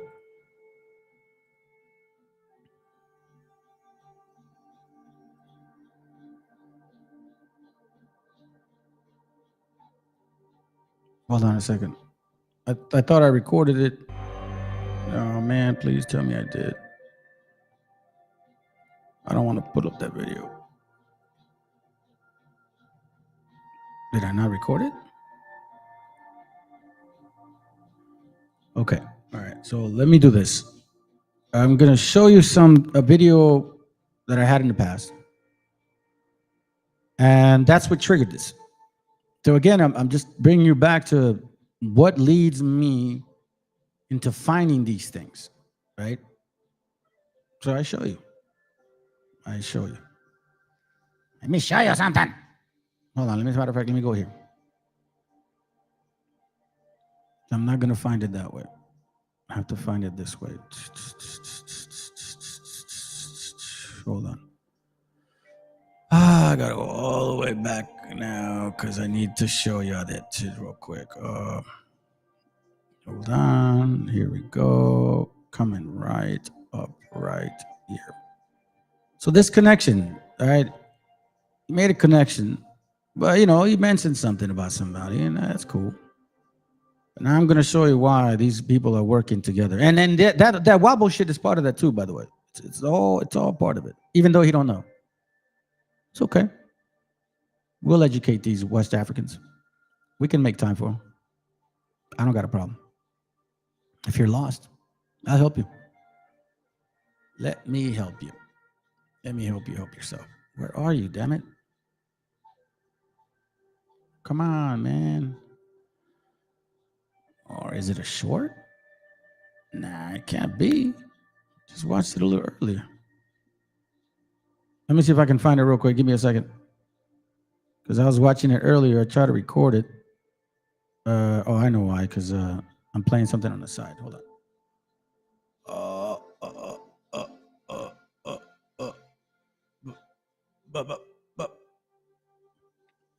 You know what I do notice, family, lately there's been less active views. Not sure if it's the algorithm or maybe YouTube's getting sick of me and shit. You know what I'm saying?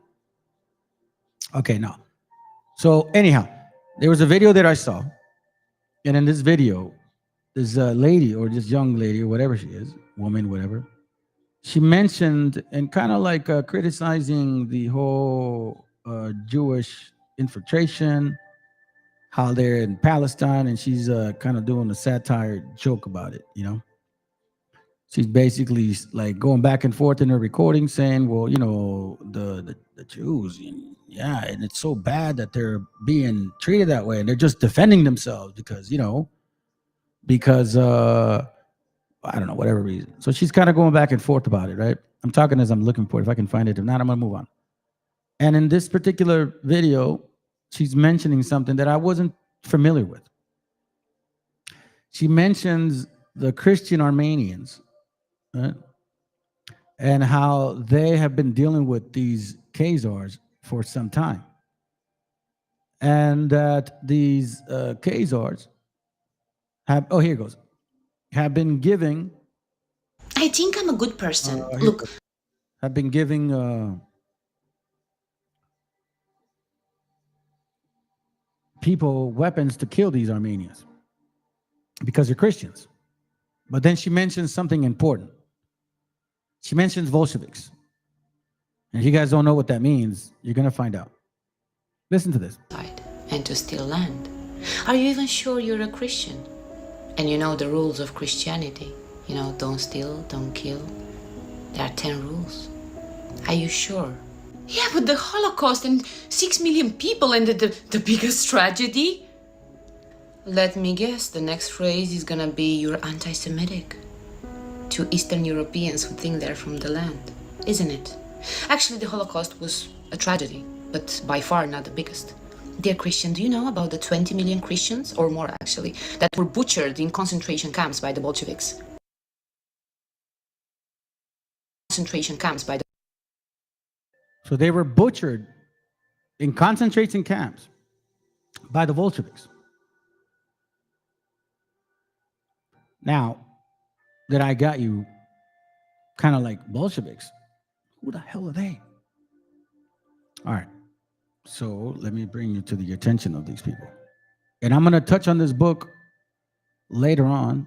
So I'm not going to jab into it too much.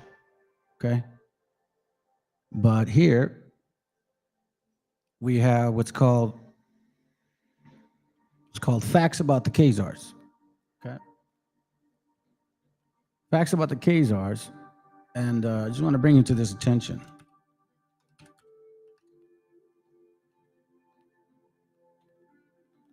You see, this guy's explaining to them the history of Russia. And in this page, it says, and in the year 1948, in the Pentagon in Washington, I addressed a large assembly of the highest ranking officers of the United States Army, principally in the G2 branch of military intelligence, on a highly explosive geopolitical situation in the Eastern Europe and the Middle East. Then, as now that area of the world has a potential threat to the peace of the world and the security of the nation, I explained to them fully the origin of the Khazars and the Khazar kingdom. Okay? I felt then, as I feel now, that without a clear and comprehensive knowledge of the subject, it is not possible to understand or evaluate properly what has been taking place in the world since 1917, the same year that our gente was fumigated with, DDT. The year the Bolshevik Revolution in Russia. This is the key to that problem. Now, why am I making a big deal about it? Again, I told you I'm going to touch the book later. But here we see Lenin and Maimonides. Maimonides was a so-called Kabbalist Jew, rabbi. Remember the guy in the video was talking about Kabbalah is all involved in this? True that shit. It ain't a lie. But these right here, look, Isaac Babel read cavalry stories is fictionalized account of his service in the Bolshevik army unit invading Poland. Ooh. Where's Jacques from?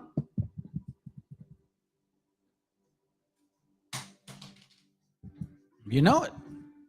Jacques is from Poland. Originally concluded with a pungent story about Ilya, son of Hasidic rabbi, and the last of the princes of that line. We have met Ilya in the earlier story, so we are especially moved by the narrator's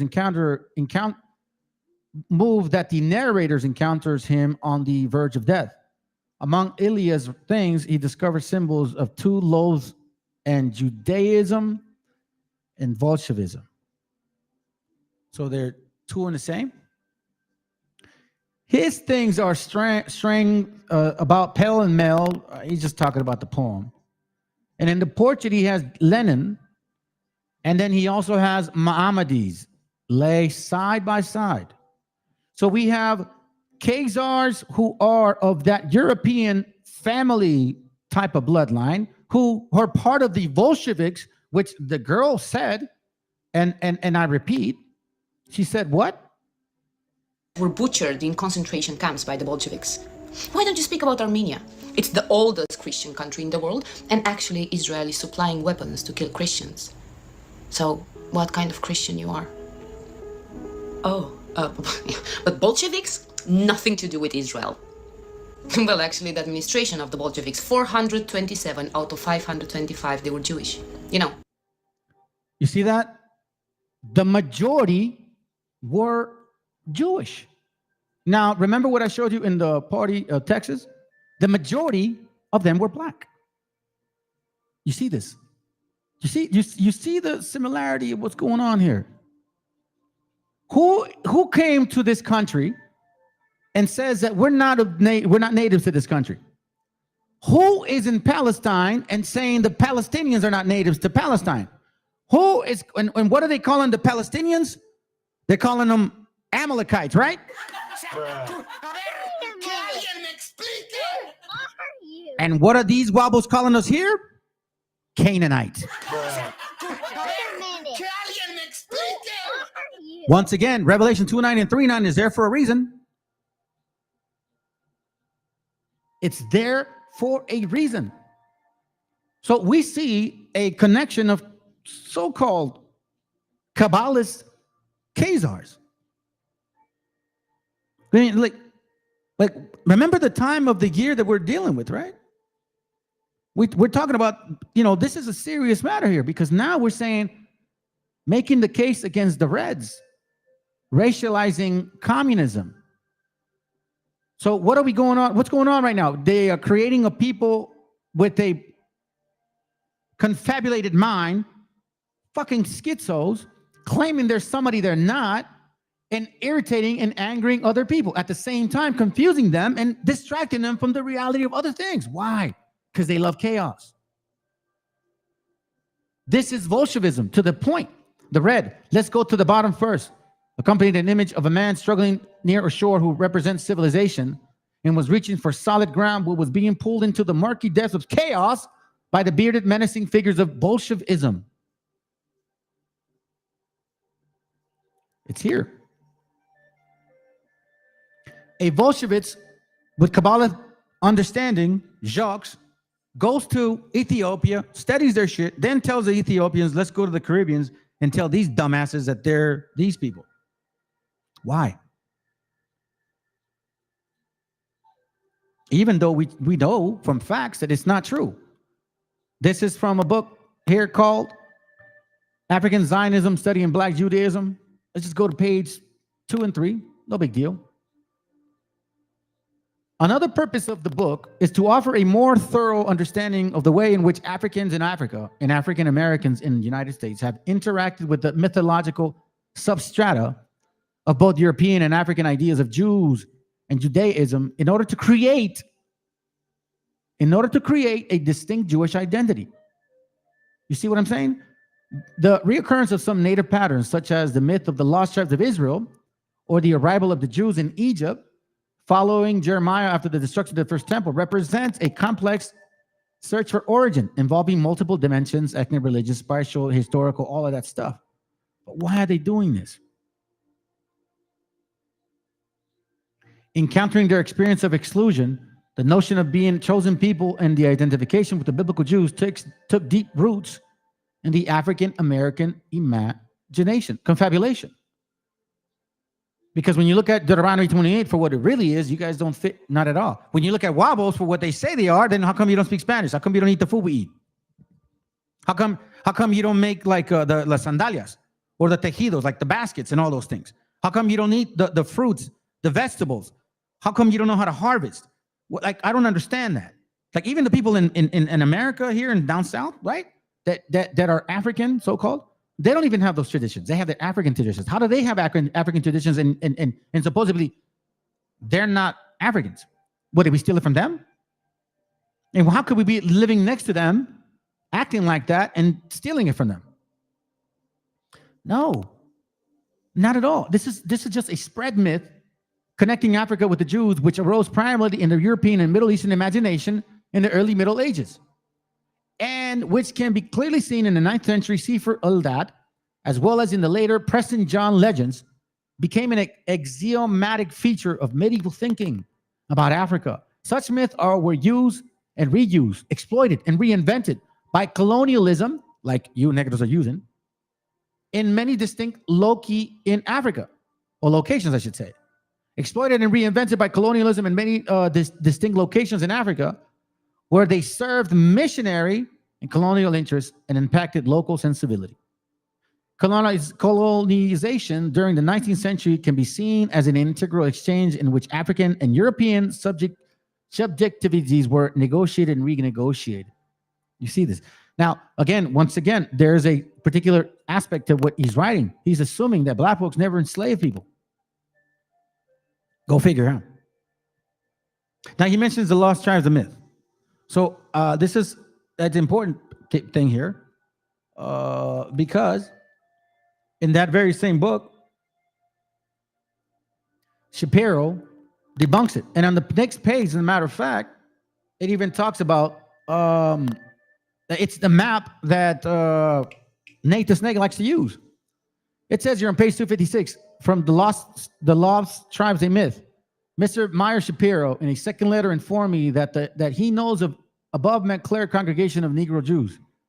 There is another in Newark, New Jersey, and several in other American cities where there is a considerable Negro population. Some of the commandment keepers, like Matthews type, mingling Judaism with Christianity, and some of the Beth Zion divisions holding on to Orthodox Judaism. The respective leaders, after the fashion of the Jewish Saliach, I guess, travel from one branch to another to strengthen the brethren, and incidentally, to collect $1 per member as weekly dues. Didn't he say that's how we get rich? Bitch! Get rich, bitch! Their spiritual work consists chiefly in teaching their flock a very little Hebrew and saying with them some ritual prayers and urging ceremonial observance and stated festivals. But this arises again, the issue, was that not about all the Judaism that much of North Africa ever had? Some young Jewish Negroes in Harlem, employed among the Jews, do not belong to neither the above proselyte movement, meaning converts. Being pleased with their Jewish employers, they have chosen to take on their religion, have learned Jewish prayer, and go daily to the synagogue school for their white Jew friends. Schools of their white Jew friends, I'm sorry. In considering the spread of Judaism by the institution of slavery, this present tendency should be remembered. These cases of proselyting among American Negroes are submitted without criticism. Their significance has already been stated. They show that was always possible in Africa. They show what was always possible in Africa. They prove that what has been done through centuries after century. The few scholar volumes upon those more persistent and well-organizing expressions of religious thinking that the writers class as Jewish heresies or sectaries have included very few of the phenomenon of Yahwish or Jewish history. The above case also shows that the Yahwism of the Old Testament prophets, when distorted into a pretext for a single racial pretension, only sets each chosen or superior race. The candid historian smiles at all these claims as baseless, but the passionate struggle between the liberal spiritual teacher proselyters and their opponents have not been occasion for smiling.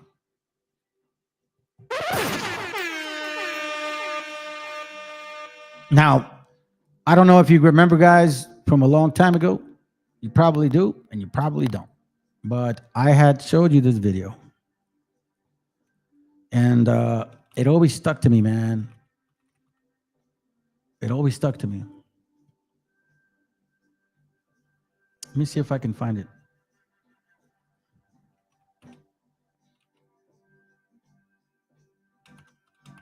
Hold on. Give me a second. Here it goes right here.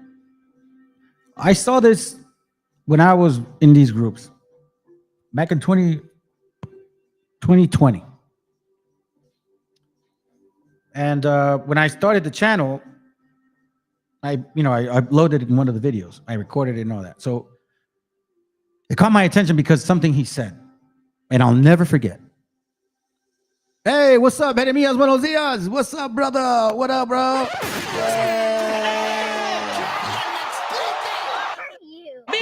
What's up, bro? Good to have you here, bro. That's my big brother right there. And by the way, hey, Jeremias, check it out. Anyways, so we're noticing that there's a relationship between these people, right? The Jew and the Moor, right? All right. Check this out. Listen to this. They forced us to convert to Christianity, this new form of Christianity, wherein they were God, they were Christ. Okay? The angels were white, and that the Jews who had converted, the white men who had converted to being a Jew, they also had to, they were on top of us. This white man that we had used from the Caucasus Mountains to help us in our military, they also turned against us. Never trust your enemies, brothers and sisters. We said, these are our allies. And the very same. You hear that? He said that these people were their allies. We said, these are our allies. Never trust your enemies. Never trust your enemies. Never trust your enemies, brothers and sisters. We said, these are our allies. We said, these are our allies. We said, these are our allies. And the very same allies turned against us. So again. You see? So I was like, why is he saying that? Well, VTC had mentioned something. And let me see if I have it here.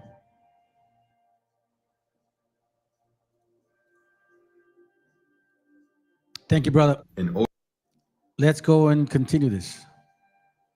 Because we know that the Boule, Masonry, black and white, both of them are involved, and I know that their own kind don't understand that shit. They think they're all the same and all good and dandy and all that shit. You know what I mean? Like, it's all nice and friendly. You know, world's not gonna end. No, I'm contraire, mon frère. Thank you, bro. Let me speed it up real quick. Let's listen to what he says, because I actually have this particular report here. Okay, let's go. Order that the Negro may be reached with education and propaganda, and that he may be organized for activity, the following methods are recommended. 1. Nuclei shall be established in all existing Negro organizations. Colored organizers and speakers shall be sent among Negroes in order to inform them and win their confidence. Newspapers and publications shall be established. Friendship of liberal-minded Negro ministers shall be sought, as these men are at the present time the leaders of the Negro masses. Conferences on the economic conditions among Negroes shall be held from time to time with these ministers, educators, and other liberal elements, and through their influence, the party shall aim to secure a more favorable hearing before the Negro masses. By means of its membership, the party shall penetrate existing forms, literary societies, lyceums, schools, colleges, teachers' institutes, etc., of the colored people, and establish forms of its own for the enlightenment of the Negro population. Who do you think wanted to do this all the way back in 1922? Soviet communists. People that look like this, actually.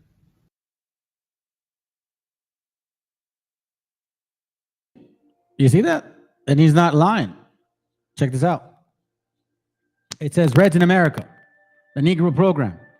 Guess where he gets it from, right? He's reading all this stuff. Left-wing socialists, blah, blah, blah. Communists in America. And what do we find right here? Bolshevism. It says the Negroes came back from Europe and from service in camps in this country and renewed desires of betterment. They had also, by their experience in army, learned the use of organized force. The radicals in this country were quick to seize upon this feeling among the Negroes to preach violence and urge them on to take by force what they wanted. You see this? Wobbles. By every means, this class consciousness was cultivated by the radicals and later by the communists. The dissatisfied Negroes, West Africans, were aided in starting newspapers devoted to urging the Negro to join the radicals. When the Communist Party appeared in the military missionary work among the Negroes, had been done in the name of Bolshevism. That's gonna hurt. So once again, we see what's going on, which became a common term among the Negro agitators. So we know that you guys are causing agitation. This is part of your gimmick. Tag team, we know this now, but let's continue. I'm almost done.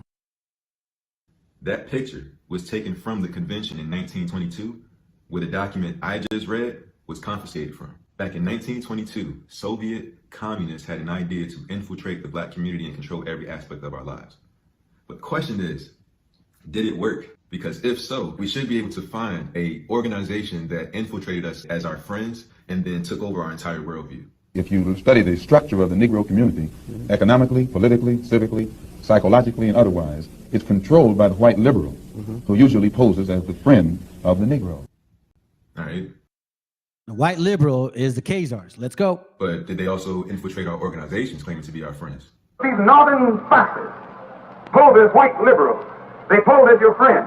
They infiltrate all your organizations, and in this manner, by joining you, they strangle your militant efforts toward freedom, toward justice, and toward equality. Did they also befriend our Negro ministers that were the leaders of our community at the time, trying to get to us? You could point to a large number of Negro leaders who have consistently betrayed Negroes in a whole host of areas. They aren't really Negro leaders. These are puppets that have been put in front of the Negro community by white liberals.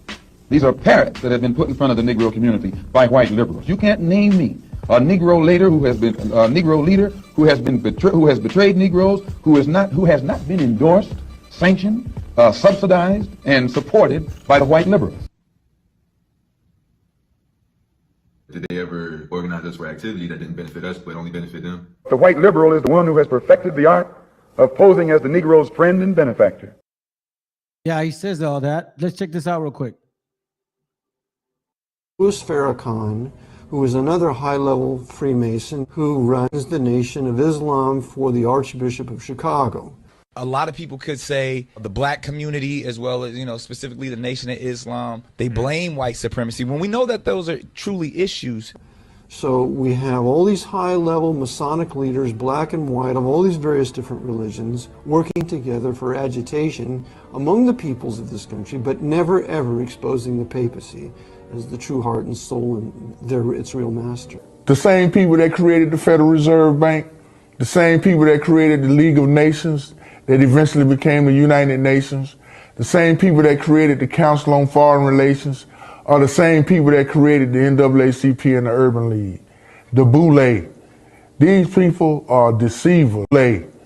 Urban League, the Boule, Urban League, the Boule, the Boule. These people are deceivers. A lot of preachers, I hate to say it, the devil have preachers. If Allah is the God of heaven and earth, like you said, then you have to accept Him. Yeah, and Him only. That's it. That's absolute.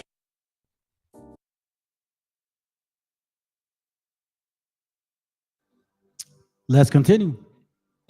Because the only reason they got these people in that opportunity, in that political genre of power, is because the Boule or somebody had something to do with it at that level. You don't get that high unless the white and the black man know what you're doing. Let's go. And by winning the friendship and support of the Negro, the white liberal is able to use the Negro as a pawn or a weapon in this political football game. Okay, that could be a coincidence. So it seems to me that this group that Malcolm X is identifying, calling white liberals, is actually carrying out the agenda that was formulated in 1922 by the Soviet communists. When did they begin their infiltration and how did they befriend us? The CP, the Communist Party, was one of the first left groups, left-wing leftist groups, to take up the issue of racism and oppression. During the 1930s, 40s, and 50s, the Communist Party made great strides in the area of union desegregation, public education about racial injustice, and legal support for civil rights activities. That's how they became our friend. They told us that they would help us fight against racism. Remember Nate said, and they turned against us. Check this out. I think this one's short.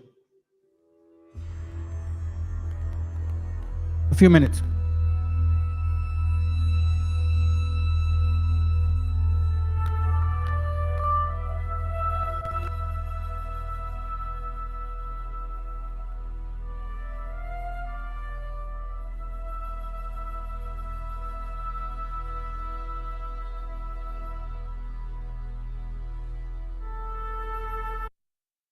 See on the bottom where it says Bavarian Illuminati 1776. So now you should understand why the 13 colonies didn't stay in 13, because these Khazars had it in their minds to expand, which the British didn't want them to. So now you know how, you see, 1492 they came. 1500 they taught us all kinds of religions.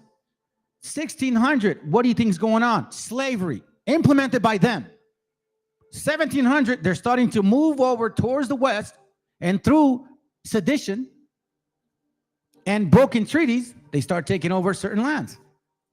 1776, 1783, all of a sudden now they go past the 13 colonies, which these Negroes don't understand that they were actually speaking Spanish at that time.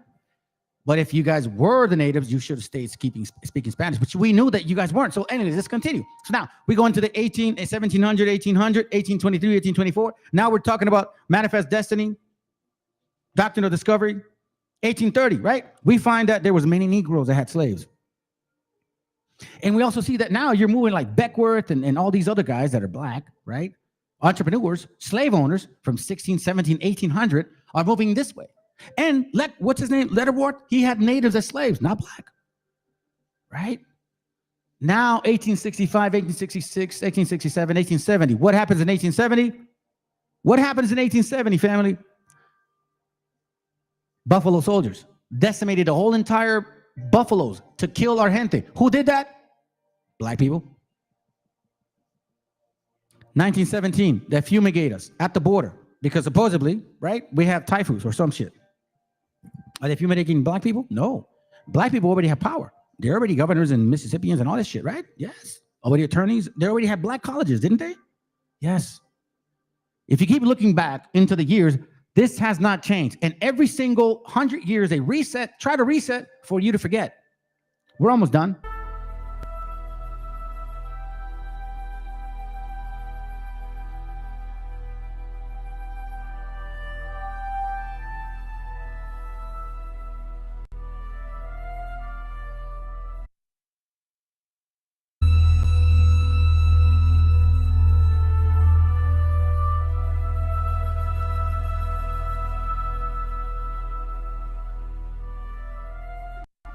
Black man, you better watch these stinking Africans, man. Right. And they know you're not the same people.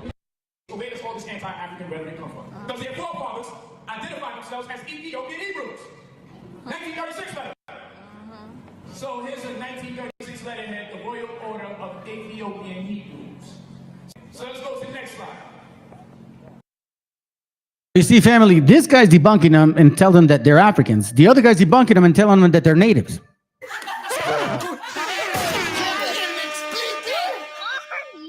So all we see here is just this right here. You see this? The same concept. Matthews, Rabbi, similar video. We see what's going on. Look, check this out. In the Bible itself. Is it in the Talmud?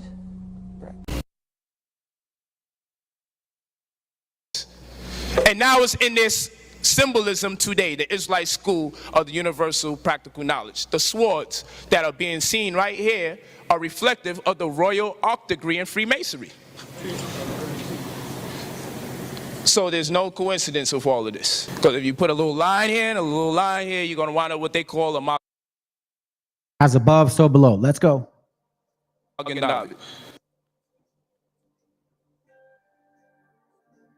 The Star of David, where does that symbol come from? It's never written explicitly in the Bible itself. Is it in the Talmud? Is there a passage in the Bible about that or no? No. Okay. So you're not really sure exactly where that comes from? No. You got me. Is it nobody knows, huh? I don't know. I'm not, yeah. Because I know it's called the Star of David. Yeah. Does it have anything to do with David? No, I don't think so. In Amos, God said, you took up for yourself the star, that's the 6-pointed star, of your god, called Remphan or Kiun. All these were names for Moloch, the great Baal, the great fire god, who was the devil. You get back to the Masonic fraternity of Freemasonry. Yeah. Their great symbol is G. You'll look at the star on the compass, which is a stylized Star of David. In fact, they have the entire Star of David in many Masonic temples. Why is that? Masonry is a study of Judaism and of the Kabbalah. The Jewish Tribune newspaper, on October 28, 1927, stated, "Freemasonry is based on Judaism. Eliminate the teachings of Judaism from the Masonic ritual, and what is left?" So we see this nice little Magen David 6-point star, some was known. 1979, Rabbi Matthew passes. We already know this. Let's continue. We see this here. Let's go to... Oh, there it goes right here. Now let's move on to these idiots over here, okay? Let's go. Let's continue with this Canaanite Moorish shit. Let's go. So again, Masonry is based on Moorish science. So they would have these Moorish advisors around them. If you look at old paintings. So this is where I don't understand what you're trying to say. So you're black, you were presidents, you were rulers, and you came and enslaved people that look just like you? Well, you know, I got a book that says that you were doing that in Africa too. But you're not Africans. This is what I'm telling you. This is literally what occurred, okay? If I was white or I was black, I enslaved the native sister of ours, and I would rape her and have babies, and I would enslave those babies. And I'm going to tell you something, that in this nation of people, it is very common. I'm going to show you right now. Of George Washington, you will see George Washington standing next to a black man with a turban. And remember, when you see the black man with the turban, that's a Moor. That's not a slave. See, people automatically assume that black is slave, but slaves didn't wear no turbans. Because remember, slaves weren't allowed to practice no Islam or any other kind of religion except Christianity. Moorish Science Temple of America, founded in Newark, New Jersey, in 1913 by Timothy Drew, known to followers as Noble Drew Ali and also as the Prophet. So here's where they throw a bunch of fruit and see what sticks. Noble Drew Ali, Hebrew Israelite, African, Negro, who was a Moabite, dealing with Moors. You see how it's just... Okay, let's continue. We're almost done. Drew Ali thought that all blacks were of Moorish origins, but had their Muslim identity taken away from them through slavery and racial segregation.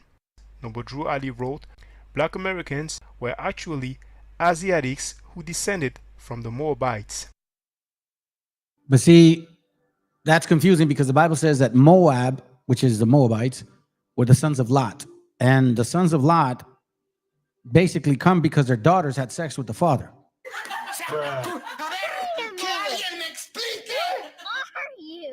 Let's go. Teachings of Noble Drew Ali, from the Moorish Questionnaire, better known as the Moorish 101. Number 5. Who is Noble Drew Ali? He is Allah's prophet. 17. What is our religion? Islamism. Number 87. In all reality, what is a Negro? A Negro is a four-legged animal. 88. What is meant by the word black? Black, according to science, means death. 90. What does Ethiopia mean? Ethiopia means something divided. 91. Can a man be a Negro, black, colored, or Ethiopian? No. 94. Will you define the word white? White means purity. Purity means God, and God means the ruler of the land. The Nation of Islam part of the contested succession to Drew Ali and became a separate organization in Detroit in 1932. In addition to the main body of Freemasonry derived from the British tradition, there are now a number of appendant groups which draw their membership from the higher degrees of Freemasonry. Convoluted, right? Let's continue.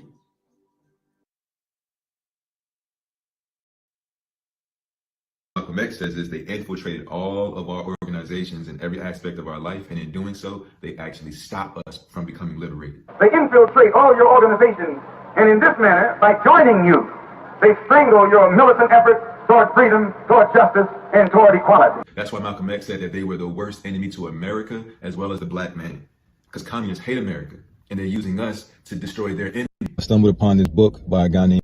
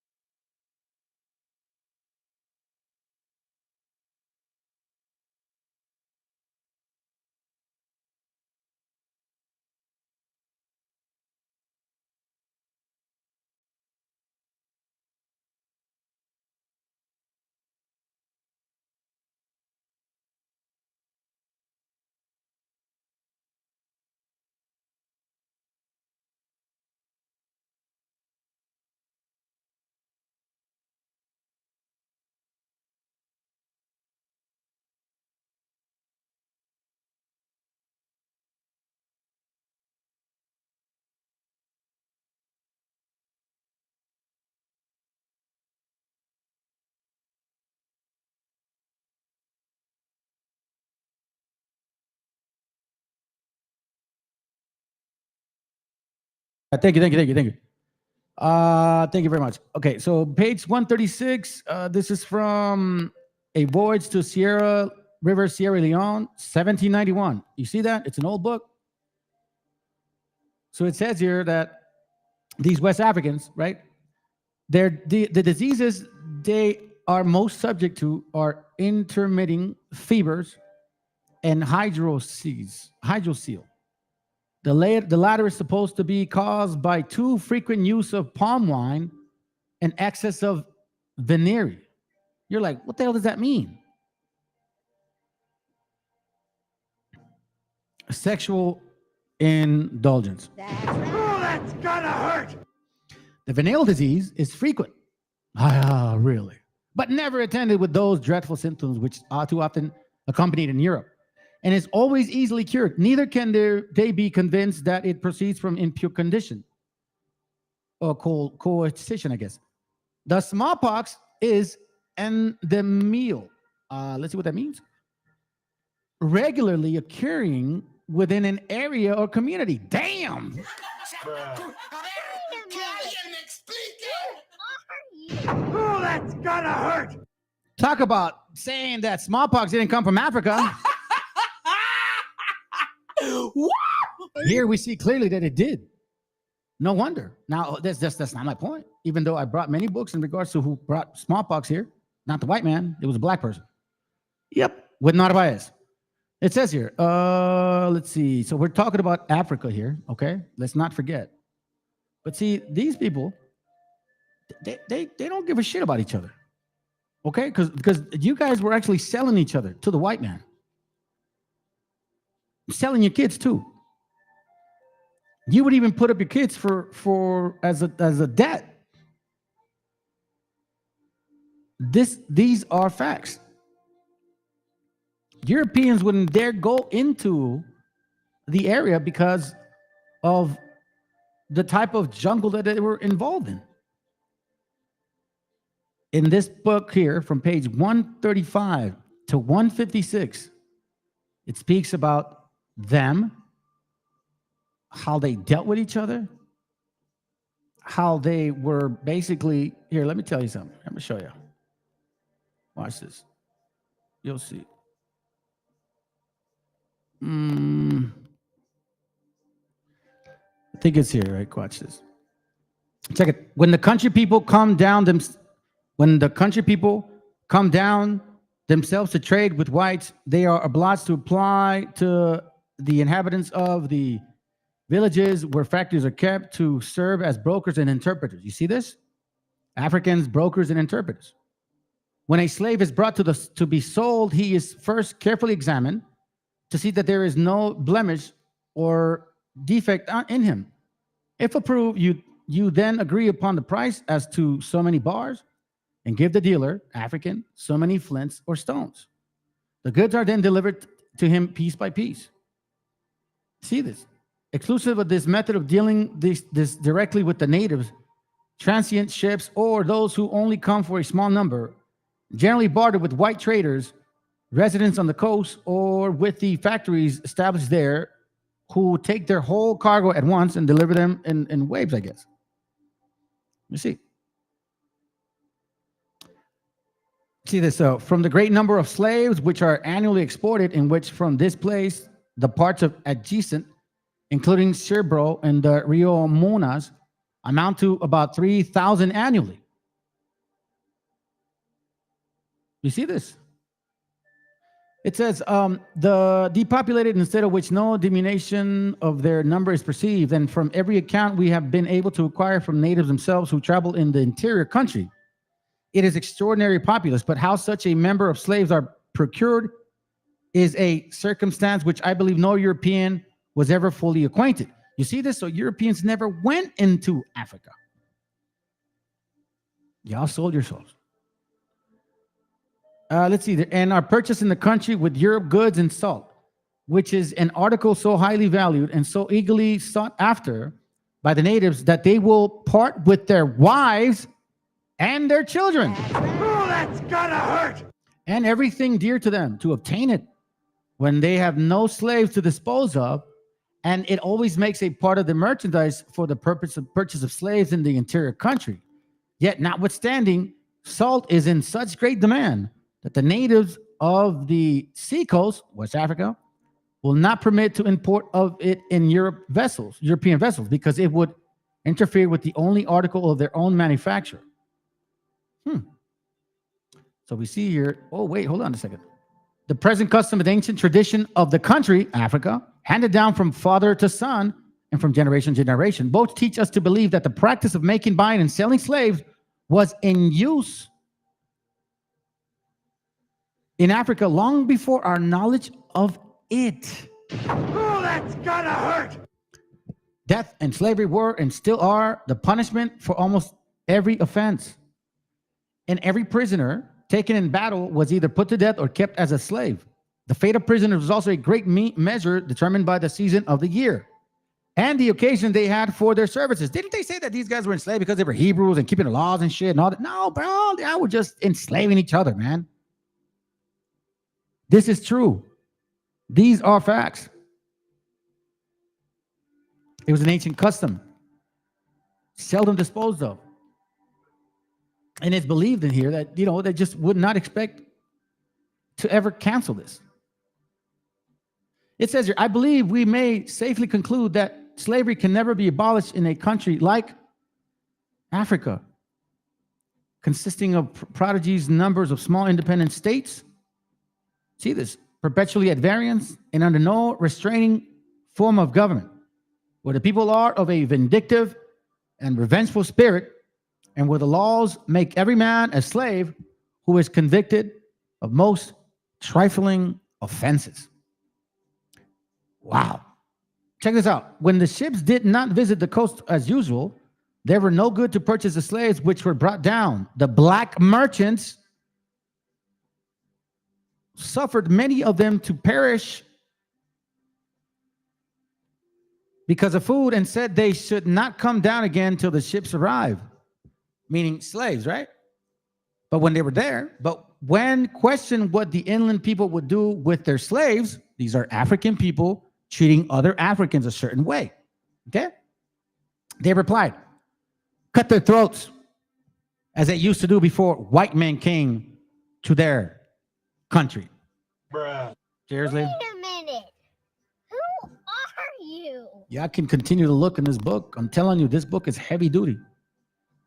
It's talking about how, like, mandingos. Don't you guys call yourselves mandingos? It says here that 3/4 of at least of the inhabitants are slaves, and among the mandingos, a much larger proportion. Don't you guys call yourselves mandingos here? Were the African mandingos too? I thought we were Africans. See? You see this here? Now they mention North America. Oh, here goes, look. It is related of the North American Indian that when any of them are taken in battle, and rescued from death by being adopted into a family, they immediately consider themselves as part of the tribe into whose hands they are fallen and would the next day march to attack their former friends, yada, yada, yada. The conduct of the African slave when taken in battle and sold to another is nearly as similar. So if they saw same people looking the same way, well, they call each other different. Here, if you continue to read this book, you're going to find out that the way the customs and the so-called empathy that they're creating is full of shit. Because I feel for people that were actually enslaved. And I just don't think that it's the ones that are claiming to be of this nation like wobbles. Mandingos. How can you have Mandingos in America and Mandingos in Africa if you're not Africans?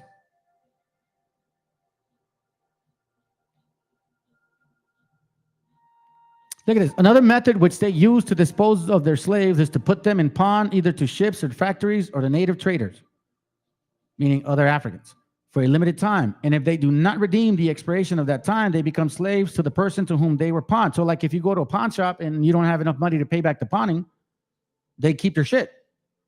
But should a pawn be sent off before the time expired, even after, without giving notice, the person whom pawned him a palaver or action would be brought against the person of offending, right?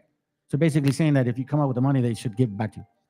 It is customary indeed for the people of all ranks to put their children out as pledge. But then they are careful either to redeem them in time or to pawn them to the resident traders or established factories. And these pawns are generally considered as a protection for your property and are employed by nomadic offices. You see this? They even pawn their own kids. Yet we know that when the Spaniards came, they knew that we loved our children very much.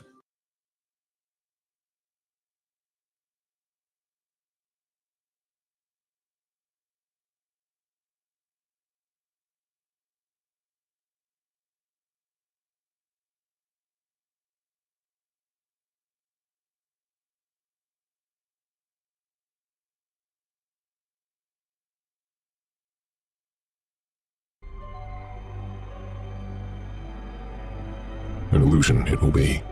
So large, so vast, it will escape their perception. Those who will see it will be thought of as insane. We will create separate fronts to prevent them from seeing the connection between us. We will behave as if we are not connected, to keep the illusion alive. Our goal will be accomplished one drop at a time, so as to never bring suspicion upon ourselves. This will also prevent them from seeing the changes as they occur. We will always stand above the relative field of their experience, for we know the secrets of the Absolute. We will work together always, and will remain bound by blood in secrecy. Death will come to he who speaks. We will keep their lifespan short and their minds weak while pretending to do the opposite.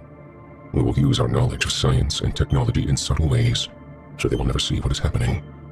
We will use soft metals, aging accelerators and sedatives and food and water, also in the air. They will be blinded by poisons everywhere they turn. The soft metals will cause them to lose their minds. We will promise to find a cure from our many fronts, yet we will feed them more poison. The poisons will be absorbed through their skin and mouths. They will destroy their minds and reproductive systems. For all this, their children will be born dead, and we will conceal this information. The poisons will be hidden in everything that surrounds them, in what they drink, eat, breathe, and wear. We must be ingenious in dispensing the poisons, for they can see far. We will teach them that the poisons are good, with fun images and musical tones. Those they look up to will help. We will enlist them to push our poisons. They will see our products being used in film and will grow accustomed to them, and will never know their true effect. When they give birth, we will inject poisons into the blood of their children and convince them it's for their health. We will start early on, when their minds are young. We will target their children with what children love most: sweet things. When their teeth decay, we will fill them with metals that will kill their mind and steal their future.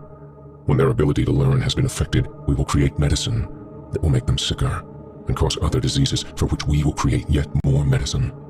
We will render them docile and weak before us by our power. They will grow depressed, slow, and obese, and when they come to us for help, we will give them more poison. We will focus their attention toward money and material goods, so they may never connect with their inner self. We will distract them with fornication external pleasures and gains, so they may never be the one with the oneness of it all. Their minds will belong to us, and they will do as we say. If they refuse, we will find ways to implement mind-altering technology into their lives. We will use fear as our weapon. We will establish their governments and establish opposites within. We will own both sides. We will always hide our objective, but carry out our plan. They will perform the labor for us, and we shall prosper from their toil. Our families will never mix with theirs. Our blood must be pure always, for it is the way. We will make them kill each other when it suits us. We will keep them separated from the oneness by dogma and religion. We will control all aspects of their lives and tell them what to think and how. We will guide them kindly and gently, letting them think they are guiding themselves. We will foment animosity between them through our factions. When a light shall shine among them, we shall extinguish it by ridicule or death, whichever suits us best. We will make them rip each other's hearts apart and kill their own children. We will accomplish this by using hate as our ally, anger as our friend. The hate will blind them totally, and never shall they see that from their conflicts, we emerge as their rulers. They will be busy killing each other. They will bathe in their own blood and kill their neighbors for as long as we see fit. We will benefit greatly from this, for they will not see us, for they cannot see us. We will continue to prosper from their wars and their death. We shall repeat this over and over until our ultimate goal is accomplished. We will continue to make them live in fear and anger through images and sounds. We will use all the tools we have to accomplish this. The tools will be provided by their labor. We will make them hate themselves and their neighbors. We will always hide the divine truth from them, that we are all one. This they must never know. They must never know that color is an illusion. They must always think they are not equal. Drop by drop, drop by drop, we will advance our goal. We will take over their land, resources, and wealth to exercise total control over them.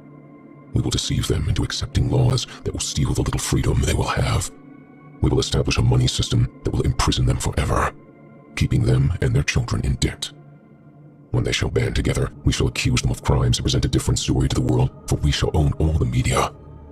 We will use our media to control the flow of information and their sentiment in our favor. When they shall rise up against us, we will crush them like insects, for they are less than that. They will be helpless to do anything, for they will have no weapons. We will recruit some of their own to carry out our plans. We will promise them eternal life. But eternal life they will never have, for they are not us. The recruits will be called initiates, and will be indoctrinated to believe false rites of passage to higher realms. Members of these groups will think they are one with us, never knowing the truth. They must never learn this truth, for they will turn against us. For their work, they will be rewarded with earthly things and great titles. But never will they become immortal and join us. Never will they receive the light and travel the stars. They will never reach the higher realms, for the killing of their own kind will prevent passage to the realm of enlightenment. This they will never know. The truth will be hidden in their face, so close they will not be able to focus on it until it is too late. Oh yes, so grand the illusion of freedom will be, that they will never know that they are our slaves. When all is in place, the reality we will have created for them will own them. This reality will be their prison. They will live in self-delusion. When our goal is accomplished, a new era of domination will begin. Their minds will be bound by their beliefs, the beliefs we have established from time immemorial. But if they ever find out they are our equal, we shall perish then. This they must never know. If they ever find out that together they can vanquish us, they will take action. They must never, ever find out what we have done. For if they do, we shall have no place to run, for it will be easy to see who we are once the veil has fallen. Our actions will have revealed who we are, and they will hunt us down, and no person shall give us shelter. This is the secret covenant by which we shall live the rest of our present and future lives. For this reality will transcend many generations and lifespans. This covenant is sealed in blood. Our blood. We, the ones who from heaven to earth came. This covenant must never, ever be known to exist. It must never, ever be written of or spoken of. For if it is, the consciousness it will spawn will release the fury of the Prime Creator upon us, and we shall be cast to the depths from whence we came, and remain there until the end time of infinity itself. Help me, Vago. Kill him.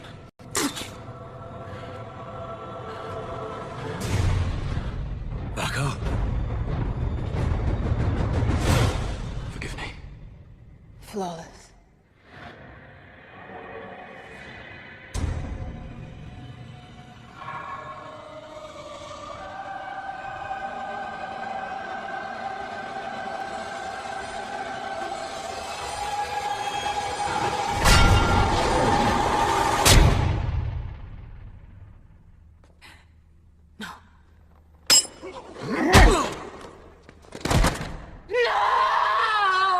Now, what would be the odds of that?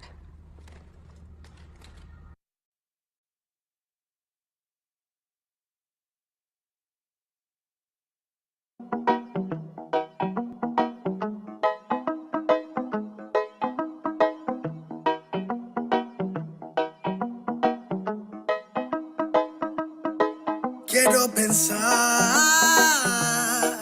pero no puedo, no. El ruido en la ciudad está consumiendo, wow.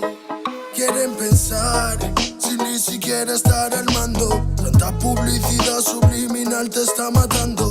Les cuesta decidir por sí mismos cuál es su mando. Publican sonrisas con el corazón llorando. Quieren brillar, pero sin tener que valerse de tener sus ideas propias. Los veo a todos igual, solo son la réplica de la imitación de una triste copia. Obedece, la vida es un suspiro y envejeces. Te dejas distraer por estupideces y pierdes el eje. Te duele por dentro, entonces te creces, pero aceptas mucho menos de lo que mereces.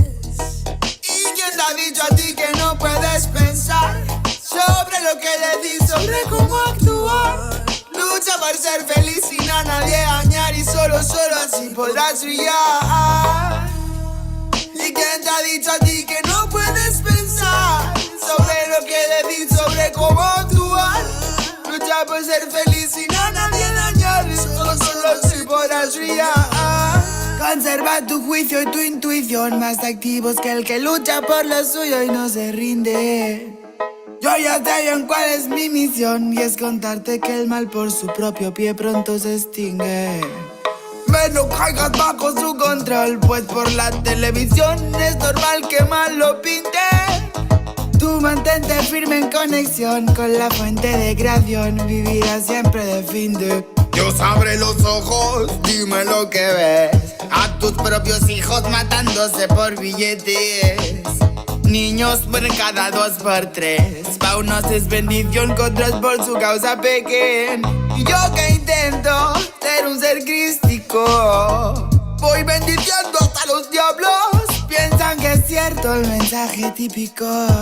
Dicen que invento lo del engaño. Y mientras lucho contra mis errores, demonios escucho, me ofrecen soluciones. Pero sé que hay un ángel que quiere que mejore. Me dice haz un trabajo interno antes de que lo ignores, antes que otra vez llores y se llenen los mares de pena y de dolores, ya que en mi mente no caben. La paz no va en un sobre, somos algo importante. Nunca te revelaste y por eso no lo sabes. ¿Y quién te ha dicho a ti que no puedes pensar sobre lo que decís, sobre cómo actuar? Lucha por ser feliz sin a nadie dañar y solo así podrás brillar. ¿Y quién te ha dicho a ti que no puedes pensar sobre lo que decís, sobre cómo actuar? Lucha por ser feliz sin a nadie dañar y solo así podrás brillar. Me desperté tan cansado, me sentía mal herido de todo lo que he pasado. No me quita lo aprendido, Por dentro me he perdonado, pero casi no me olvido. Me desperté tan cansado, me sentía mal herido de todo lo que he pasado. No me quita lo aprendido. Por dentro me he perdonado, pero casi no me olvido. No, no. Todos repiten lo que dice el referente. Discursos vacíos lejos de ser coherentes. De lo que no sabes será mejor que no inventes. Investigues y no te dejes lavar la mente. ¿Y quién te ha dicho a ti que no puedes pensar sobre lo que le di, sobre cómo actuar? Lucha por ser feliz sin a nadie dañar y solo así podrás brillar. ¿Y quién te ha dicho a ti que no puedes pensar sobre lo que le di, sobre cómo actuar? Lucha por ser feliz sin a nadie dañar y solo así podrás brillar. Quiero pensar, pero no puedo, no, no, no. El ruido en la ciudad está consumiendo, wow, wow, wow.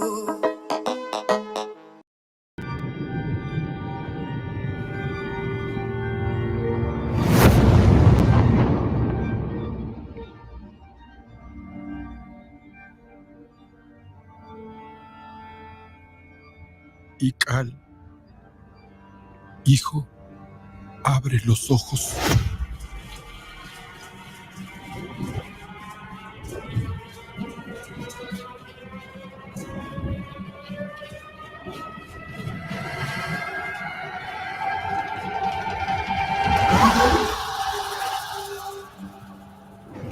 Tu cuerpo se queda con nosotros, pero tu espíritu debe seguir.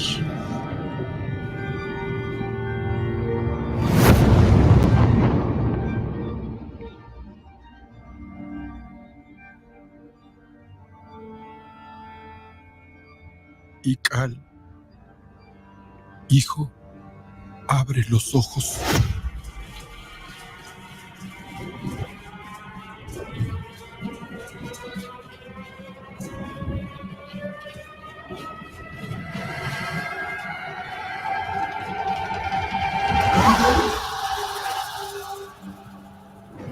Tu cuerpo se queda con nosotros, pero tu espíritu debe seguir.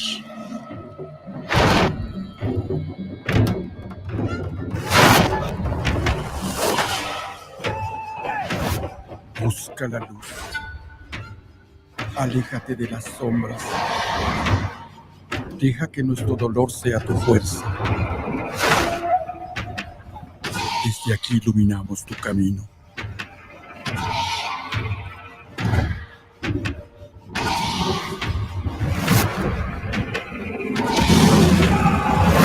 Lucha como nosotros ante esta pena tan grande.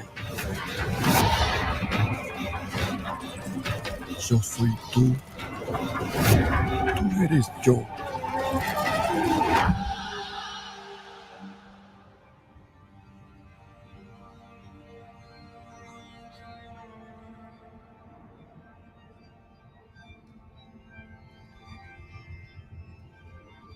La muerte que hoy nos separa, mañana volverá a unirnos. Eres libre, hijo.